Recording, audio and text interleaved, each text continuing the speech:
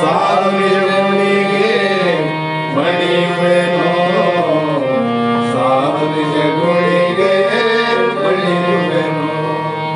ನಿಜವನ್ನರಿಸುವ ಶ್ರೀ ನಿಜಗುಣಿಯ ಗ್ರಂಥವನ್ನು ನಿಜವಾಗಿ ಕೇಳಿ ನಿಜದೋಳನ ಮೊಳಗಿಸುವ ಸುಜನರಿಗೆ ನಿತ್ಯ ನಮಿಸುವೆನೋ, ಸುಜನರಿಗೆ ನಿತ್ಯ ನಮಿಸುವೆನೋ. ಭಕ್ತ ಜೀವರಿಗೆಲ್ಲ ಅದ್ವೈತ ಬೋಧನೆ ಸುತ್ತರನ್ನಾಗಿ ಕೈಲಾಸಿ ನಡೆಸಿದ ಸಿದ್ಧರೂಢರಿಗೆ ನತನಪ್ಪೆ, ಸಿದ್ಧರೂಢರಿಗೆ ನತನಪ್ಪೆ. ಬಾಳ ಬಲ ವೇದಾಂತಕ್ಕೆ ಸರಿ ಬಾಳ ಗಜ್ಜನೆ ಕೇಳುವ ತನಕ ಬಾಳ ಕೂಗುತ್ತಲಿರ್ಪವೇ ಶಾಸ್ತ್ರವೆಂಬುವ ನರಿಗಳು. ಬಾಳ ಶಕ್ತಿಯ ಸಿಂಹ ಗರ್ಜನೆ ಬಾಳ ಕೇಳಿದ ಬಳಿಕ ಕೂಗವು, ಬಾಳ ಕೇಳಲು ಬೇಕುವೇನೆಂಬ ಶಾಸ್ತ್ರವನ್ನು.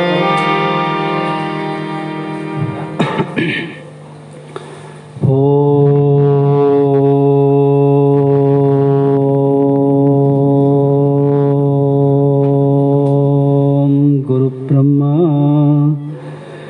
ಗುರುವಿಷ್ಣು ಗುರುದೇವೋ ಮಹೇಶ್ವರಃ, ಗುರು ಸಾಕ್ಷಾತ್ ಪರಬ್ರಹ್ಮ ತಸ್ಮೈ ಶ್ರೀ ಗುರವೇ ನಮಃ.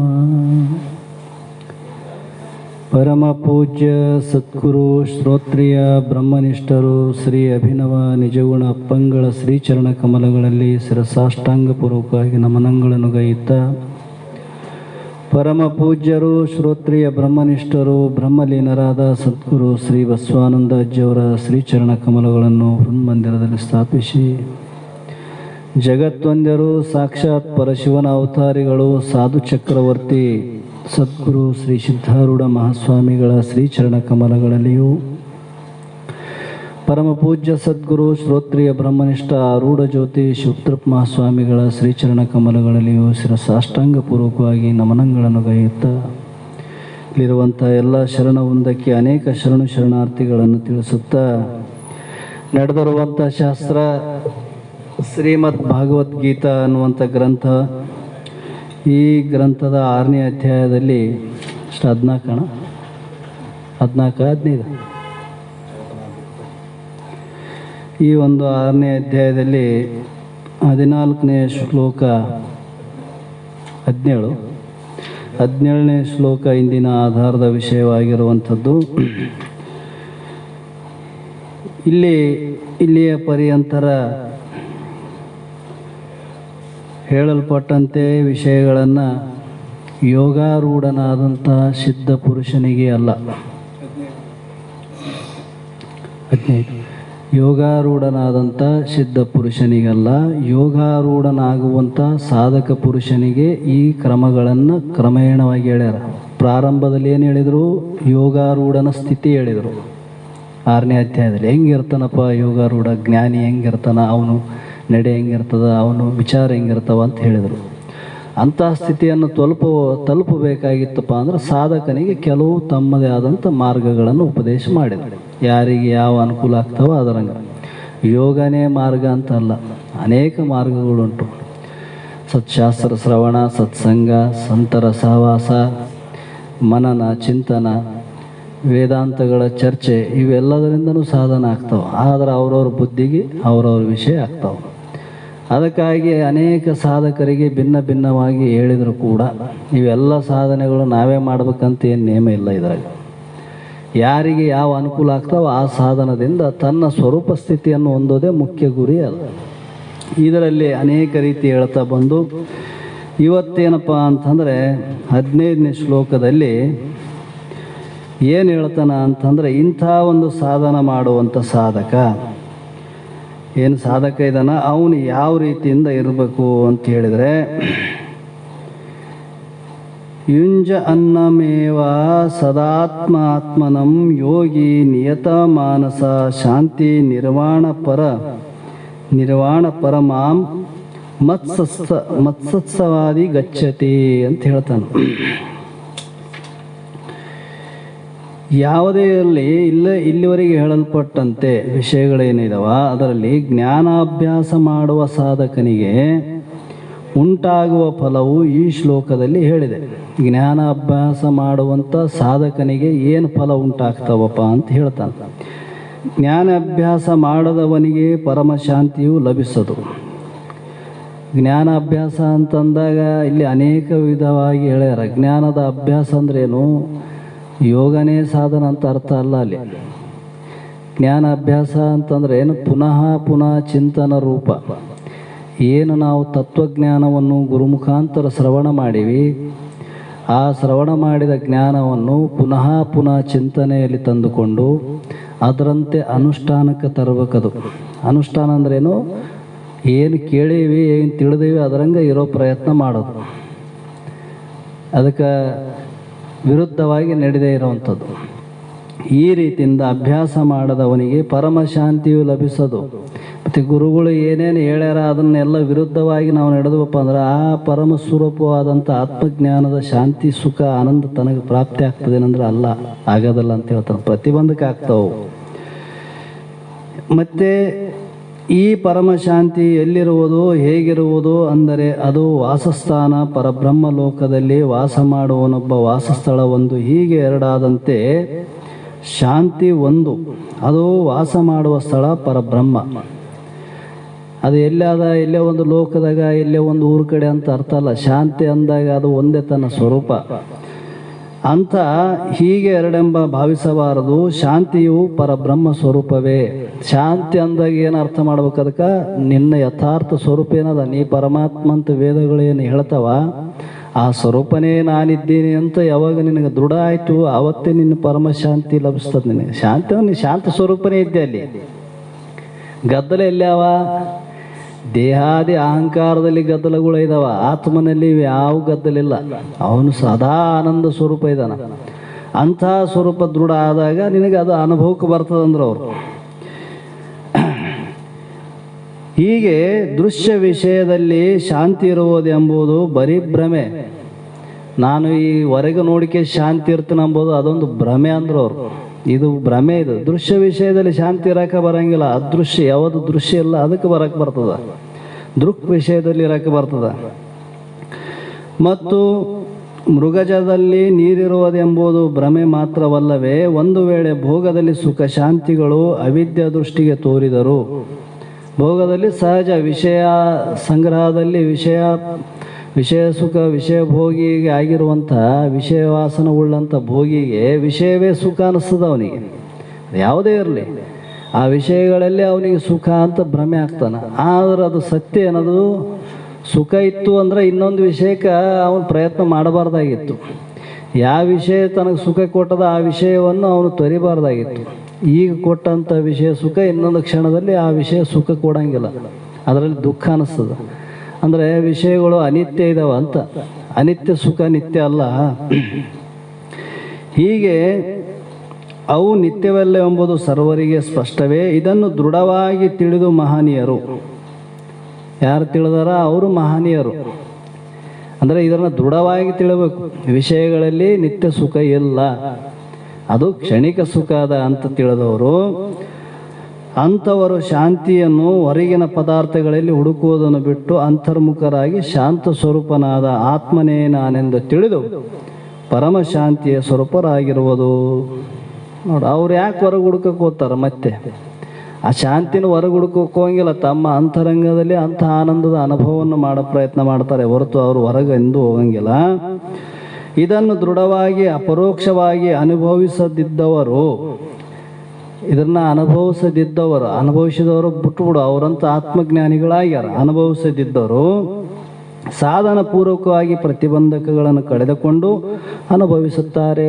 ಯಾಕೆ ಅದಕ್ಕೆ ಅನುಭವಕ್ಕಾಗಿಲ್ಲಪ್ಪ? ನೀ ಬ್ರಹ್ಮ ಅಂತ ಶಾಸ್ತ್ರ ಹೇಳ್ಯದ, ನೀ ಆತ್ಮ ಇದ್ದಿ, ಪರಮಾತ್ಮ ಸ್ವರೂಪ ಇದ್ದಿ, ಆನಂದ ಸ್ವರೂಪ ಇದ್ದಿ ಅಂತ ನಮ್ಗೆ ಪರೋಕ್ಷ ಜ್ಞಾನದಿಂದ, ಶಾಸ್ತ್ರಜ್ಞಾನದಿಂದ ಅರ್ಥಜ್ಞಾನ ಆಗ್ಯದ. ನಮ್ಗೆ ನಮ್ಮ ಅನುಭವಕ್ಕೆ ಬಂತೇನ ಆನಂದೀನಿ ಅಂತ ನಮಗೆ ಒಂದು ಸಲ ಅನಿಸಿದೇನೋ, ಆ ಭಾವ ದೃಢ ನಿಂತದೆ ನಮ್ಮಲ್ಲಿ. ಯಾಕೆ ನಿಂತಿಲ್ಲ ಅಂದ್ರೆ ನಿನಗೆ ಪ್ರತಿಬಂಧಕಗಳಿದಾವ. ಆ ಪ್ರತಿಬಂಧಕಗಳನ್ನು ಯಾವಾಗ ನೀನು ಸರಿಪಡಿಸಿಕೊಳ್ತದೆ ಆವಾಗ ನಿನ್ನ ಸ್ವರೂಪದ ಸಾಕ್ಷಾತ್ಕಾರ ನಿನ್ನ ಅನುಭವಕ್ಕೂ ಬರ್ತದದು. ಅವರಿಗೆ ಆಗಿದ್ದ ಆನಂದ ನಮಗೆ ಆಗಂಗಿಲ್ಲ ಅಂತಲ್ಲ, ಆಗ್ತದ. ನಮಗೆ ಎಷ್ಟು ಪ್ರತಿಬಂಧಕಗಳಿದಾವ, ಎಲ್ಲಿ ಪ್ರತಿಬಂಧಕ ಇದೆ ಆ ಪ್ರತಿಬಂಧಕದಿಂದ ನೀನು ಪ್ರಯತ್ನದಿಂದ ಕಡಿಗೆ ಆಗಬೇಕಂತಾರ ಸಾಧಕ ಅಂತ. ಅದಕ್ಕೆ ಅಂದಾರ ಅವು ಕಳೆದುಕೊಂಡು ಅನುಭವಿಸುತ್ತಾರೆ. ಪ್ರತಿಬಂಧಕಗಳನ್ನು ಕಳೆದುಕೊಳ್ಳುವ ಸಾಧನಗಳು ಅವು ಅಂದರೆ ನಿಯತ, ಮಾನಸ, ಸದಾ ಆತ್ಮಾನುಂಜಯ ಎಂದು ಹೇಳಿದಂತೆ ಮನೋನಿಗ್ರಹ, ಸತತ ಜ್ಞಾನಾಭ್ಯಾಸ ಇವೇ ಆ ಸಾಧನೆಗಳು. ಮನೋನಿಗ್ರಹದಿಂದ ಅನರ್ಥ ನಿವೃತ್ತಿಯು. ಮನೋನಿಗ್ರಹ ಅಂದ್ರೇನು? ಮನಸ್ಸಿನಲ್ಲಿರುವಂಥ ಅನೇಕ ವಿಷಯ ವಾಸನೆಗಳು ಎಲ್ಲಿ ಪರ್ಯಂತರ ಇರ್ತಾವ ಅಲ್ಲಿವರೆಗೆ ನಮ್ಮದು ಯಾವುದೇ ವಿಷಯದಲ್ಲಿ ಪ್ರವೃತ್ತಿ ಆದರೂ ಕೂಡ ಅದು ವೃತ್ತಿ ಪೂರ್ಣ ಆಗಕ್ಕೆ ಬಿಡಂಗಿಲ್ಲ. ಅದಕ್ಕೆ ನಿಜಗೊಂಡ್ರು ಅದನ್ನು ಬಹಳ ಸ್ಪಷ್ಟವಾಗಿ ಬರೆದ್ರು. ಎಷ್ಟೇ ಪ್ರತಿಬಂಧಕಗಳು ಆಗದಾಗದು ನೀಗದೆ ಭೂತಾದಿ ಪ್ರತಿಬಂಧಕವನ್ನು ಅಂದರು. ಈ ಪ್ರತಿಬಂಧಕ ಹಂಗೆ ಇದ್ದು ನಿನ್ನಲ್ಲಿ ಪೂರ್ವದ ವಾಸನಾನುಸಾರವಾಗಿ ಅಂತಂದರೆ ಆ ವಾಸನೆಗಳೇ ಎದ್ದು ಬರ್ತಾವ ಹೊರತು ನಿನಗೆ ಈ ಜ್ಞಾನಾಭ್ಯಾಸ ದೃಢ ಆಗಂಗಿಲ್ಲ, ಅಲ್ಲಿ ವೃತ್ತಿ ನಿಂದ್ರಂಗಿಲ್ಲ ಅಂತ. ವೃತ್ತಿನೇ ನಿಂತಿಲ್ಲ ಅಂದ್ರೆ ಅನುಭವ ಮಾಡೋದು ಹೆಂಗೆ? ನಿನ್ನ ಆತ್ಮಸ್ವರೂಪದ ಅನುಭವ ನಿನಗೆ ಹೆಂಗಾಗೋದು? ತಿಳಿದಿಲ್ಲ ಅಂತಲ್ಲ, ತಿಳಿದೀವಿ, ಅನುಭವಕ್ಕೆ ಬಂದಿಲ್ಲ ನಮ್ಮ ಅನುಭವಕ್ಕೆ. ಅದರಂಗೆ ಆಗ್ತಾವ ಇವು ಪ್ರತಿಬಂಧಕ ಆಗ್ತಾವ ಅಂತ ಹೇಳ್ತಾನೆ. ಮತ್ತು ಸತತ ಜ್ಞಾನ ಅಭ್ಯಾಸದಿಂದ ಪರಮಾನಂದ ಪ್ರಾಪ್ತಿ ಉಂಟಾಗುತ್ತದೆ. ನಿನ್ನ ಸತತ ಅಭ್ಯಾಸ ಅಂದ್ರೇನು? ಸತತವಾಗಿ ಚಿಂತನ ರೂಪ ನೀಡಬೇಕು. ಹೇಳ್ಯಾರಲ್ಲ ಉಪನಿಷತ್ನಾಗ, ಎದ್ದಾಗಲಿಂದ ಹಿಡಿದು ಬಿದ್ದಕಂಬತನ, ಈ ಹುಟ್ಟಿದಾಗಲಿಂದ ಹಿಡಿದು ಸಾಯತನ ಅಂತಂದ್ರು ಅವರು. ಎಲ್ಲಿವರೆಗೆ ನಾವು ಎಚ್ಚರ ಇವಿ, ಎದ್ದೀವಿ, ಬಿದ್ದಕಂಬತನ ನಿದ್ರೆಗೆ ಹೋಗೋ ಪರ್ಯಂತರ ಇದು ಚಿಂತನೆ ಇರಲಿ. ಮತ್ತು ಹುಟ್ಟಿದಾಗಲಿಂದ ಹಿಡಿದು ಸಾಯೋ ಪರ್ಯಂತ ಶರೀರ ಪ್ರಾರಬ್ಧದಿಂದ ಎಷ್ಟು ಪಡ್ಕೊಂಬಂದು ಅಲ್ಲಿಯ ಪರ್ಯಂತರ ಸತತ ಚಿಂತನೆ ಇರಬೇಕಂದ್ರೆ ಒಂದು ಕ್ಷಣ ಬಿಟ್ಟರೆ ತಗೊಂಡು ಹೋಗ್ತದೆ ಇದು ನಿನ್ನ. ಅಷ್ಟು ಅಂತರಂಗದಲ್ಲಿ ಇದಿರಬೇಕು ಅಂತ ಹೇಳ್ತಾನೆ. ಶ್ರವಣಕ್ಕೆ ತಕ್ಕಂತೆ ಸತತವಾಗಿ ಅಭ್ಯಾಸ ಅಂದಾಗ ಏನಿಲ್ಲ, ಮನನ ಅಂತಲೇ ಅರ್ಥ ಮಾಡಬೇಕು. ಇಲ್ಲಿ ಸತತ ಪ್ರಯತ್ನ ಇರಬೇಕು ಅಂತ ಹೇಳ್ತಾನೆ. ಉಂಟಾಗುತ್ತದೆ. ಇದೇ ಪರಮ ಶಾಂತಿ, ಮೋಕ್ಷ ಅಂತ ಅನ್ನುವಂಥದ್ದು ಕೊಡ್ತದ. ಅಂದರೆ ಒಂದು ಸಮಯ ಮಾತ್ರ ಸಾಧನ ಮಾಡಿದರೆ ಸಾಲದು. ರೋಗ ಬಂದರೆ ಔಷಧನ ಒಂದು ಸಾರಿ ತೆಗೆದುಕೊಂಡು ಬಿಟ್ಟರೆ ರೋಗವು ಪೂರ್ಣ ನಿವೃತ್ತಿ ಆಗಲಾರದು. ಸಾಮಾನ್ಯ ಉದಾಹರಣೆ ಕೊಡ್ತಾರ ಅವರು. ಏನಪ್ಪ, ಒಂದಿಷ್ಟು ಮಾತ್ರೆ ಔಷಧ ಅಂತ ಕೊಟ್ಟಿರ್ತಾರ ಡಾಕ್ಟ್ರು, ಇಷ್ಟು ತಿನ್ನಬೇಕಂತ ಹೇಳ್ತಾರೆ. ಒಂದು ದಿವಸ ತಿಂದು ಉಳಿದು ಬಿಸಾಕಿದ್ರೆ ಅದು ನಿವೃತ್ತಿ ಆಯ್ತದೆ. ಏನು ಮತ್ತೆ ಇನ್ನೊಂದು ಸಲ ಬತ್ತೆ ಬರ್ತದದು. ಯಾಕಂದ್ರೆ ಅದಕ್ಕೆ ತಕ್ಕಂತೆ ಔಷಧ ನಾವು ಸೇವನೆ ಮಾಡಿಲ್ಲ. ಅದರಂಗೆ ನಾವು ಇವತ್ತು ಶಾಸ್ತ್ರ ಕೇಳಿ ಇವತ್ತೊಂದು ದಿವಸ ಮಾಡಿ ಮತ್ತೆ ನಾಳೆ ಬಿಟ್ಟುಬಿಟ್ಟಿವಪ್ಪ ಅಂತಂದರೆ ಅದು ಮತ್ತೆ ಹೋಗ್ಬಿಡ್ತದೆ. ಯಾಕಂದ್ರೆ ಸಂಸ್ಕಾರ ಯಾವುದಾದ್ರು ಜಾಸ್ತಿ ಇರ್ತದೆ ಅದೇ ಬಹಳ ಎದ್ದೇಳ್ತದೆ. ಹೀಗೆ ನಿವೃತ್ತಿಯಾಗುವವರೆಗೆ ಔಷಧವನ್ನು ಬಿಡಬಾರದು. ಅದರಂತೆ ಆತ್ಮನನ್ನು ಆವರಿಸಿದ್ದ ಅವಿದ್ಯೆ ಪೂರ್ಣ ನಿವೃತ್ತಿಯಾಗುವ ತನಕ ಸಾಧನೆಗಳನ್ನು ಬಿಡಬಾರದು. ಊರು ಮುಟ್ಟುವವರಿಗೆ ದಾರಿಯನ್ನು ಬಿಡಬಾರದು. ನಂತರ ದಾರಿ ಬೇಕಾಗಿಲ್ಲ ಅಂದ್ರೆ ಅವರು ಊರಿಗೆ ಹೋದ ಮೇಲೆ ದಾರಿ ಬೇಕೇನು? ಊರು ಮುಟ್ಟತನ ದಾರಿ ಬಿಡಬಾರ್ದು. ನಿನ್ನ ಪ್ರಯತ್ನ ಮಾಡ್ತಾ ಇರಬೇಕು, ನಡೀತಾ ಇರಬೇಕು. ಊರು ಮುಟ್ಟಿದ ಮೇಲೆ ಅಲ್ಲಿ ಏನು ಯತ್ನ ಇಲ್ಲ ಅಂತ ಹೇಳ್ತಾನೆ. ಹೀಗೆ ಪರಮಶಾಂತಿ, ಅದಕ್ಕೆ ಹೆಚ್ಚು ಬೆಲೆಯನ್ನು ಕೊಡಲೇಬೇಕು. ಹೆಚ್ಚು ಬೆಲೆ ಎಂದರೆ ನಾಣ್ಯಗಳಲ್ಲ, ವಿಷಯ ತ್ಯಾಗವೇ ಹೆಚ್ಚು ಬೆಲೆ ಅಂದರು. ಹೆಚ್ಚು ಬೆಲೆ ಅಂದರೆ ಈಗ ನಮ್ಗೆ ವಿಷಯದಲ್ಲಿ ಆಸಕ್ತಿ ಇರೋದಕ್ಕೆ ಇದಕ್ಕೆ ಬೆಲೆ ಇಲ್ಲ ಹಂಗಾಗ್ಯದ. ನಮ್ಗೆ ಆಸಕ್ತಿ ಇಲ್ಲ, ಇದಕ್ಕೆ ಎಷ್ಟು ಬೆಲೆ ಕೊಡ್ತೀವಿ ಅಷ್ಟು ಅದು ತ್ಯಾಗ ಆಗ್ತದೆ ತಾನೇ. ಎಷ್ಟು ನಾವು ಇದಕ್ಕೆ ಅಂತರ್ಮುಖ ವೃತ್ತಿ ಹೋಗ್ತೀವೋ, ಶಾಸ್ತ್ರ ಕಡೆ ಎಷ್ಟು ನಮ್ಮ ವೃತ್ತಿ ಬೆಳೆಸ್ತೀವೋ, ನಾವೆಷ್ಟು ಅಭ್ಯಾಸದಿಂದ ಅದನ್ನು ಪುನಃ ಚಿಂತನದಲ್ಲಿ ತರ್ತೀವೋ ಅಷ್ಟು ಅದು ವಿಷಯ ತಾನೇ ತ್ಯಾಗ ಆಗ್ತದೆ. ನೀನು ಪ್ರಯತ್ನ ಮಾಡಿ ಬಿಟ್ಟು ಬರೋದೇನಿಲ್ಲ ಅಲ್ಲಿ. ಯಾಕಂದರೆ ಇಲ್ಲಿ ಸರಿಯಾದ ಜ್ಞಾನ ಆಯ್ತಂದ್ರೆ ದೋಷ ದರ್ಶನ ಆದಾಗ ಅದನ್ನು ತ್ಯಾಗ ಮಾಡೇ ಮಾಡ್ತಾನೆ. ಹೀಗೆ ತ್ಯಜಿಸಿದ ಪರಮಶಾಂತಿ ದೊರೆಯಲಾರದು. ಶಾಂತಿಯು ನಮ್ಮ ಸ್ವರೂಪ, ಅದು ಹೊರಗಿನಿಂದ ಬರುವುದಲ್ಲ ಎಂಬುದು ಸದ್ಗುರು ಮುಖದಿಂದ ಶ್ರವಣ ಮಾಡಿ. ಅದು ಹೊರಗಿನಿಂದ ಬರೋದಲ್ಲ, ಅದು ನಮ್ಮ ಸ್ವರೂಪನೇ ಐತೆ. ಹೊರಗೆ ಶಾಂತಿಯ ಹುಡುಕಾಟವನ್ನು ಬಿಡುವುದೇ ಶಾಂತಿ ಲಾಭ ಅಂದ್ರೆ ಅವ್ರು ಹೊರಗೆ ಬಿಡೋದು. ವಿಷಯಗಳಲ್ಲಿ ಹೊರಗಿನಿರ್ತಕ್ಕಂಥ ವಿಷಯಾದಿಗಳಲ್ಲಿ ನಾವು ಶಾಂತಿ ಸುಖ ಆನಂದ ಅನುಭವಿಸ್ತು ಅಂದ್ರೆ ಅದು ಎಂದೂ ಸಾಧ್ಯ ಇಲ್ಲ ಅಂತ ಹೇಳ್ತಾನೆ. ಮತ್ತು ಇಂಥ ಜ್ಞಾನಾಭ್ಯಾಸ ಮಾಡುವಂಥ ಇಲ್ಲಿ ಸಾಧನಗಳನ್ನು ಹೇಳ್ಕೊಂತ ಹೊಂಟಾರ. ಸಾಧನ ಮಾಡ್ತಕ್ಕಂಥ ಯೋಗಿ ಏನು ಸಾಧಕ ಇದ್ದಾನ, ಅವನು ವ್ಯವಹಾರ ಹೆಂಗಿರ್ತಾವಪ್ಪ, ಅವನು ಊಟ ಉಪಚಾರ ಹೆಂಗಿರ್ತಾವ ಅಂತ ಹೇಳ್ತಾರೆ ಅವರು. ನಾತ್ಯ ನ ಸ್ನುತಸ್ಥೋ ಯೋಗಸ್ತ್ಯ ನ ಚೆ ಏಕಾಂತ ಮನಸ್ನಃ ನ ಚಾತಿ ಸ್ವಪ್ನಶೀಲಸ್ಯ ಜಾಗ್ರತೋ ನೈವ ಅರ್ಜುನ ಅಂತ ಹೇಳ್ತಾನೆ. ನೋಡು, ನಮಗೆ ಊಟ ಮಾಡುವುದನ್ನು ಶಾಸ್ತ್ರ ಹೇಳಿಕೊಡ್ತದೆ. ಹೆಂಗೆ ಊಟ ಮಾಡಬೇಕು ಮನುಷ್ಯ ಸಾಧಕನಿಗೆ, ಅವನು ಯಾವ ರೀತಿಯಿಂದ ಊಟ ಮಾಡಬೇಕು, ಎಷ್ಟು ಮಾಡಬೇಕು, ಎಷ್ಟು ಪ್ರಮಾಣದಲ್ಲಿ ಮಾಡಬೇಕು ಸಾಧಕನಾದಂಥವನು ಅಂತಂದರೆ, ಹೇಗೆ ಬಹಳ ಜನರು ತಿನ್ನುವುದಕ್ಕಾಗಿ ಬದುಕ್ತಾರೆ. ಅವ್ರ ಜೀವನದ ಗುರಿ ಏನಪ್ಪ ಅಂದರೆ ತಿನ್ನೋದೇ ನಮ್ಮದೊಂದು ಬದುಕು ಅಂತ ತಿಳ್ಕೊಂಡು ಬದುಕೋರು ಇದ್ದಾರೆ ಜಗತ್ತಿನಾಗ. ಏನಪ್ಪ ಏನೈತೆ, ಇದಿಷ್ಟು ಹೊಟ್ಟೆ ಇದಿಷ್ಟಿದ್ರೆ ಆಗೈತಪ್ಪ ಜಗತ್ತಿನಾಗ ಏನೈತೆ ಅಂತ ಅವ್ರು ತಿಳ್ಕೊಂಡಾರ. ಅವರು ಒಂದು ರೀತಿ ಬದುಕೋರು. ಇನ್ನು ತಿನ್ನಬೇಕೆಂಬುವರಿಗೆ ಅದು ಬದುಕುವುದಕ್ಕಾಗಿ ತಿನ್ನಬೇಕೆಂಬುದು ಅವ್ರಿಗೆ ಗೊತ್ತೇ ಇಲ್ಲ. ಯಾಕೆ ತಿನ್ನಬೇಕು, ತಿನ್ನೋದಕ್ಕಾಗಿ ಬದುಕೋದಲ್ಲ, ಎದಕ್ಕೆ ತಿನ್ನಬೇಕು, ಬದುಕೋಕ್ಕಾಗಿ ತಿನ್ನಬೇಕಂತ ಉದ್ದೇಶ ಐತಿ ಇಲ್ಲಿ. ನೀನು ಬದುಕಬೇಕಾಗಿತ್ತಂದ್ರೆ ಅದಕ್ಕೆ ಎಷ್ಟು ಪ್ರಮಾಣದಲ್ಲಿ ಬೇಕಾಗ್ಯದ ಅಷ್ಟನ್ನು ತಿನ್ನಬೇಕು. ಎಷ್ಟು ತಿನ್ನಬೇಕು, ಯಾವುದು ತಿನ್ನಬೇಕು, ಯಾವ್ದು ತಿನ್ನಬಾರ್ದು ಎಲ್ಲ ಹೇಳ್ಯಾರ ಮತ್ತೆ ಅದ್ರಾಗ. ಅದಕ್ಕೆ ಮೂಲದಲ್ಲಿ ಅಧಿಕವಾಗಿ ತಿನ್ನಕೂಡದು, ತಿನ್ನದೇ ಇರಕೂಡದು. ನಾ ತಿನ್ನೋದೇ ಬಿಟ್ಬಿಡ್ತೀನಪ್ಪ ಅಂದ್ರೆ ಅವಾಗೂ ಬದುಕಕ್ಕಾಗಿಲ್ಲ. ಭಾಳ ತಿಂದು ಇದು ನಿನಗೆ ತಿಳಿಯಂಗಿಲ್ಲ. ಇದು ಸಮಸ್ಯೆ ಐತೆ. ಊಟದಲ್ಲಿ ಮಿತಿ ಹೇಳ್ಯಾರ. ಎಷ್ಟು ಮಿತಿ ಇರಬೇಕು, ಎಷ್ಟು ಪ್ರಮಾಣದಲ್ಲಿ ಊಟ ನಮಗೆ ಇರಬೇಕು ಅನ್ನೋದಕ್ಕೆ ಮಿತಿ ಹೇಳ್ತಾನೆ ಸಾಧಕನಿಗೆ. ಅಂದರೆ ಇಷ್ಟೇ ಪ್ರಮಾಣದಲ್ಲಿ ಅವನು ಊಟ ಮಾಡ್ತಾ ಇರಬೇಕು, ಇಷ್ಟು ಪ್ರಮಾಣದಲ್ಲಿ ಅವನು ಇರಬೇಕು ಅಂತ ಇದರಲ್ಲಿ ಹೇಳಿಕೆ ಅಂತ ಬರ್ತಾರೆ. ಅಧಿಕವಾಗಿ ತಿಂದು ಶ್ರವಣಕ್ಕೆ ಬಂದು ಕೂತುಕೊಂಡರೆ, ಭಾಳ ತಿಂದು ಕೇಸಿ ನಾವು ಏನಪ್ಪ ಅಂದರೆ ಗುರುಗಳ ಮುಖಾಂತರ ಶಾಸ್ತ್ರ ಕೇಳೋದು ಶ್ರವಣಕ್ಕೆ ಬಂದು ಕುಂತೀವಪ್ಪ ಅಂತಂದರೆ ಏನಾಗ್ತದ ಅಂದರೆ, ದೇವಭಾರವಾಗಿ ಶ್ರವಣ ಮಾಡುವುದರ ಅರ್ಥವು ಮನಸ್ಸಿಗೆ ಅಂಟಲಾರದು. ಭಾಳ ಊಟ ಮಾಡಿ ಬಂದು ಕುಂತಂದ್ರೆ ಏನು ಬರ್ತದೆ, ನಿದ್ದೆ ಬರ್ತದೆ ನೋಡಿ, ಅನ್ನೇನು ಬರೋಂಗಿಲ್ಲ. ಮತ್ತು ಇಲ್ಲಿ ಗಪ್ಪಾದಾಗ ಮನಸ್ಸು ಜಾರಿ ಬಿಡ್ತದೆ ಆ ಕಡೆ. ಅಂದರೆ ಎಚ್ಚರ ತತ್ತದ ತಾಮಸ ಆಗ್ತದ ಅಂತ ಹೇಳ್ತಾರೆ ಅವರು ಸಾಧಕನಿಗೆ. ಹೀಗೆ ಶ್ರವಣದ ಮಾತು ಒಂದು ಕಡೆ ಇರಲಿ, ಅಧಿಕತೆಯಾಗಿ ತಿಂದವನು ಸರಿಯಾಗಿ ಕೂಡಲಾರನು. ಅವನು ನೆಲದ ಮೇಲೆ ಬಿದ್ದು ಹೊರಳಾಡು ಆಯಾಸವನ್ನು ತೀರಿಸಿಕೊಳ್ಳಬೇಕಾಗುತ್ತದೆ. ನಾವು ಸಾಮಾನ್ಯ ನೋಡ್ತೀವಲ್ಲ ಹೊರಗೆ, ಕೆಲವೊಂದು ಸಲ ತಿಂದು ಕೇಸಿ ಒದ್ದಾಡಂಗೆ ಆಗಿರುತ್ತೆ ಅವರಿಗೆ. ಯಾಕಂದ್ರೆ ಅದು ಶರೀರ ಐತೆ, ಅದಕ್ಕೆ ಒಂದು ನಿಯಮಿತವಾಗಿ ಇಷ್ಟೇ ಅಂತ ಪ್ರಮಾಣದಲ್ಲಿ ಇರ್ತದೆ. ಅದು ಪ್ರಮಾಣ ಮೀರಿದಾಗ ಮತ್ತು ಶರೀರ ತಾಳಂಗಿಲ್ಲ. ಹೀಗೆ ಹೇಳಿರುತ್ತಾರೆ. ಆಯಾಸದ ನಿವಾರಣೆ ಉದ್ದೇಶದಿಂದ ಮಿತಿಮೀರಿ ಭೋಜನ ಮಾಡಿದರೆ ಇಲ್ಲದೆ ಆಯಾಸ ಉಂಟಾಗುವುದು. ಇದಕ್ಕೆ ಭುಕ್ತ ಆಯಾಸವೆಂದು ಕರೆಯುತ್ತಾರೆ. ಇದು ತಾನೇ ಬಯಸಿ ತಂದುಕೊಂಡ ರೋಗ. ಇದರಿಂದ 3 ಅನರ್ಥಗಳು ಉಂಟಾಗುತ್ತವೆ. ಇದರಿಂದ ಏನಾಗ್ತವೆ ಅಂದ್ರೆ 3 ರೀತಿಯಿಂದ ಅನರ್ಥ ಆಗ್ತಾವೆ ಊಟ ಅಧಿಕವಾಗಿ ತಿನ್ನೋದ್ರಿಂದ.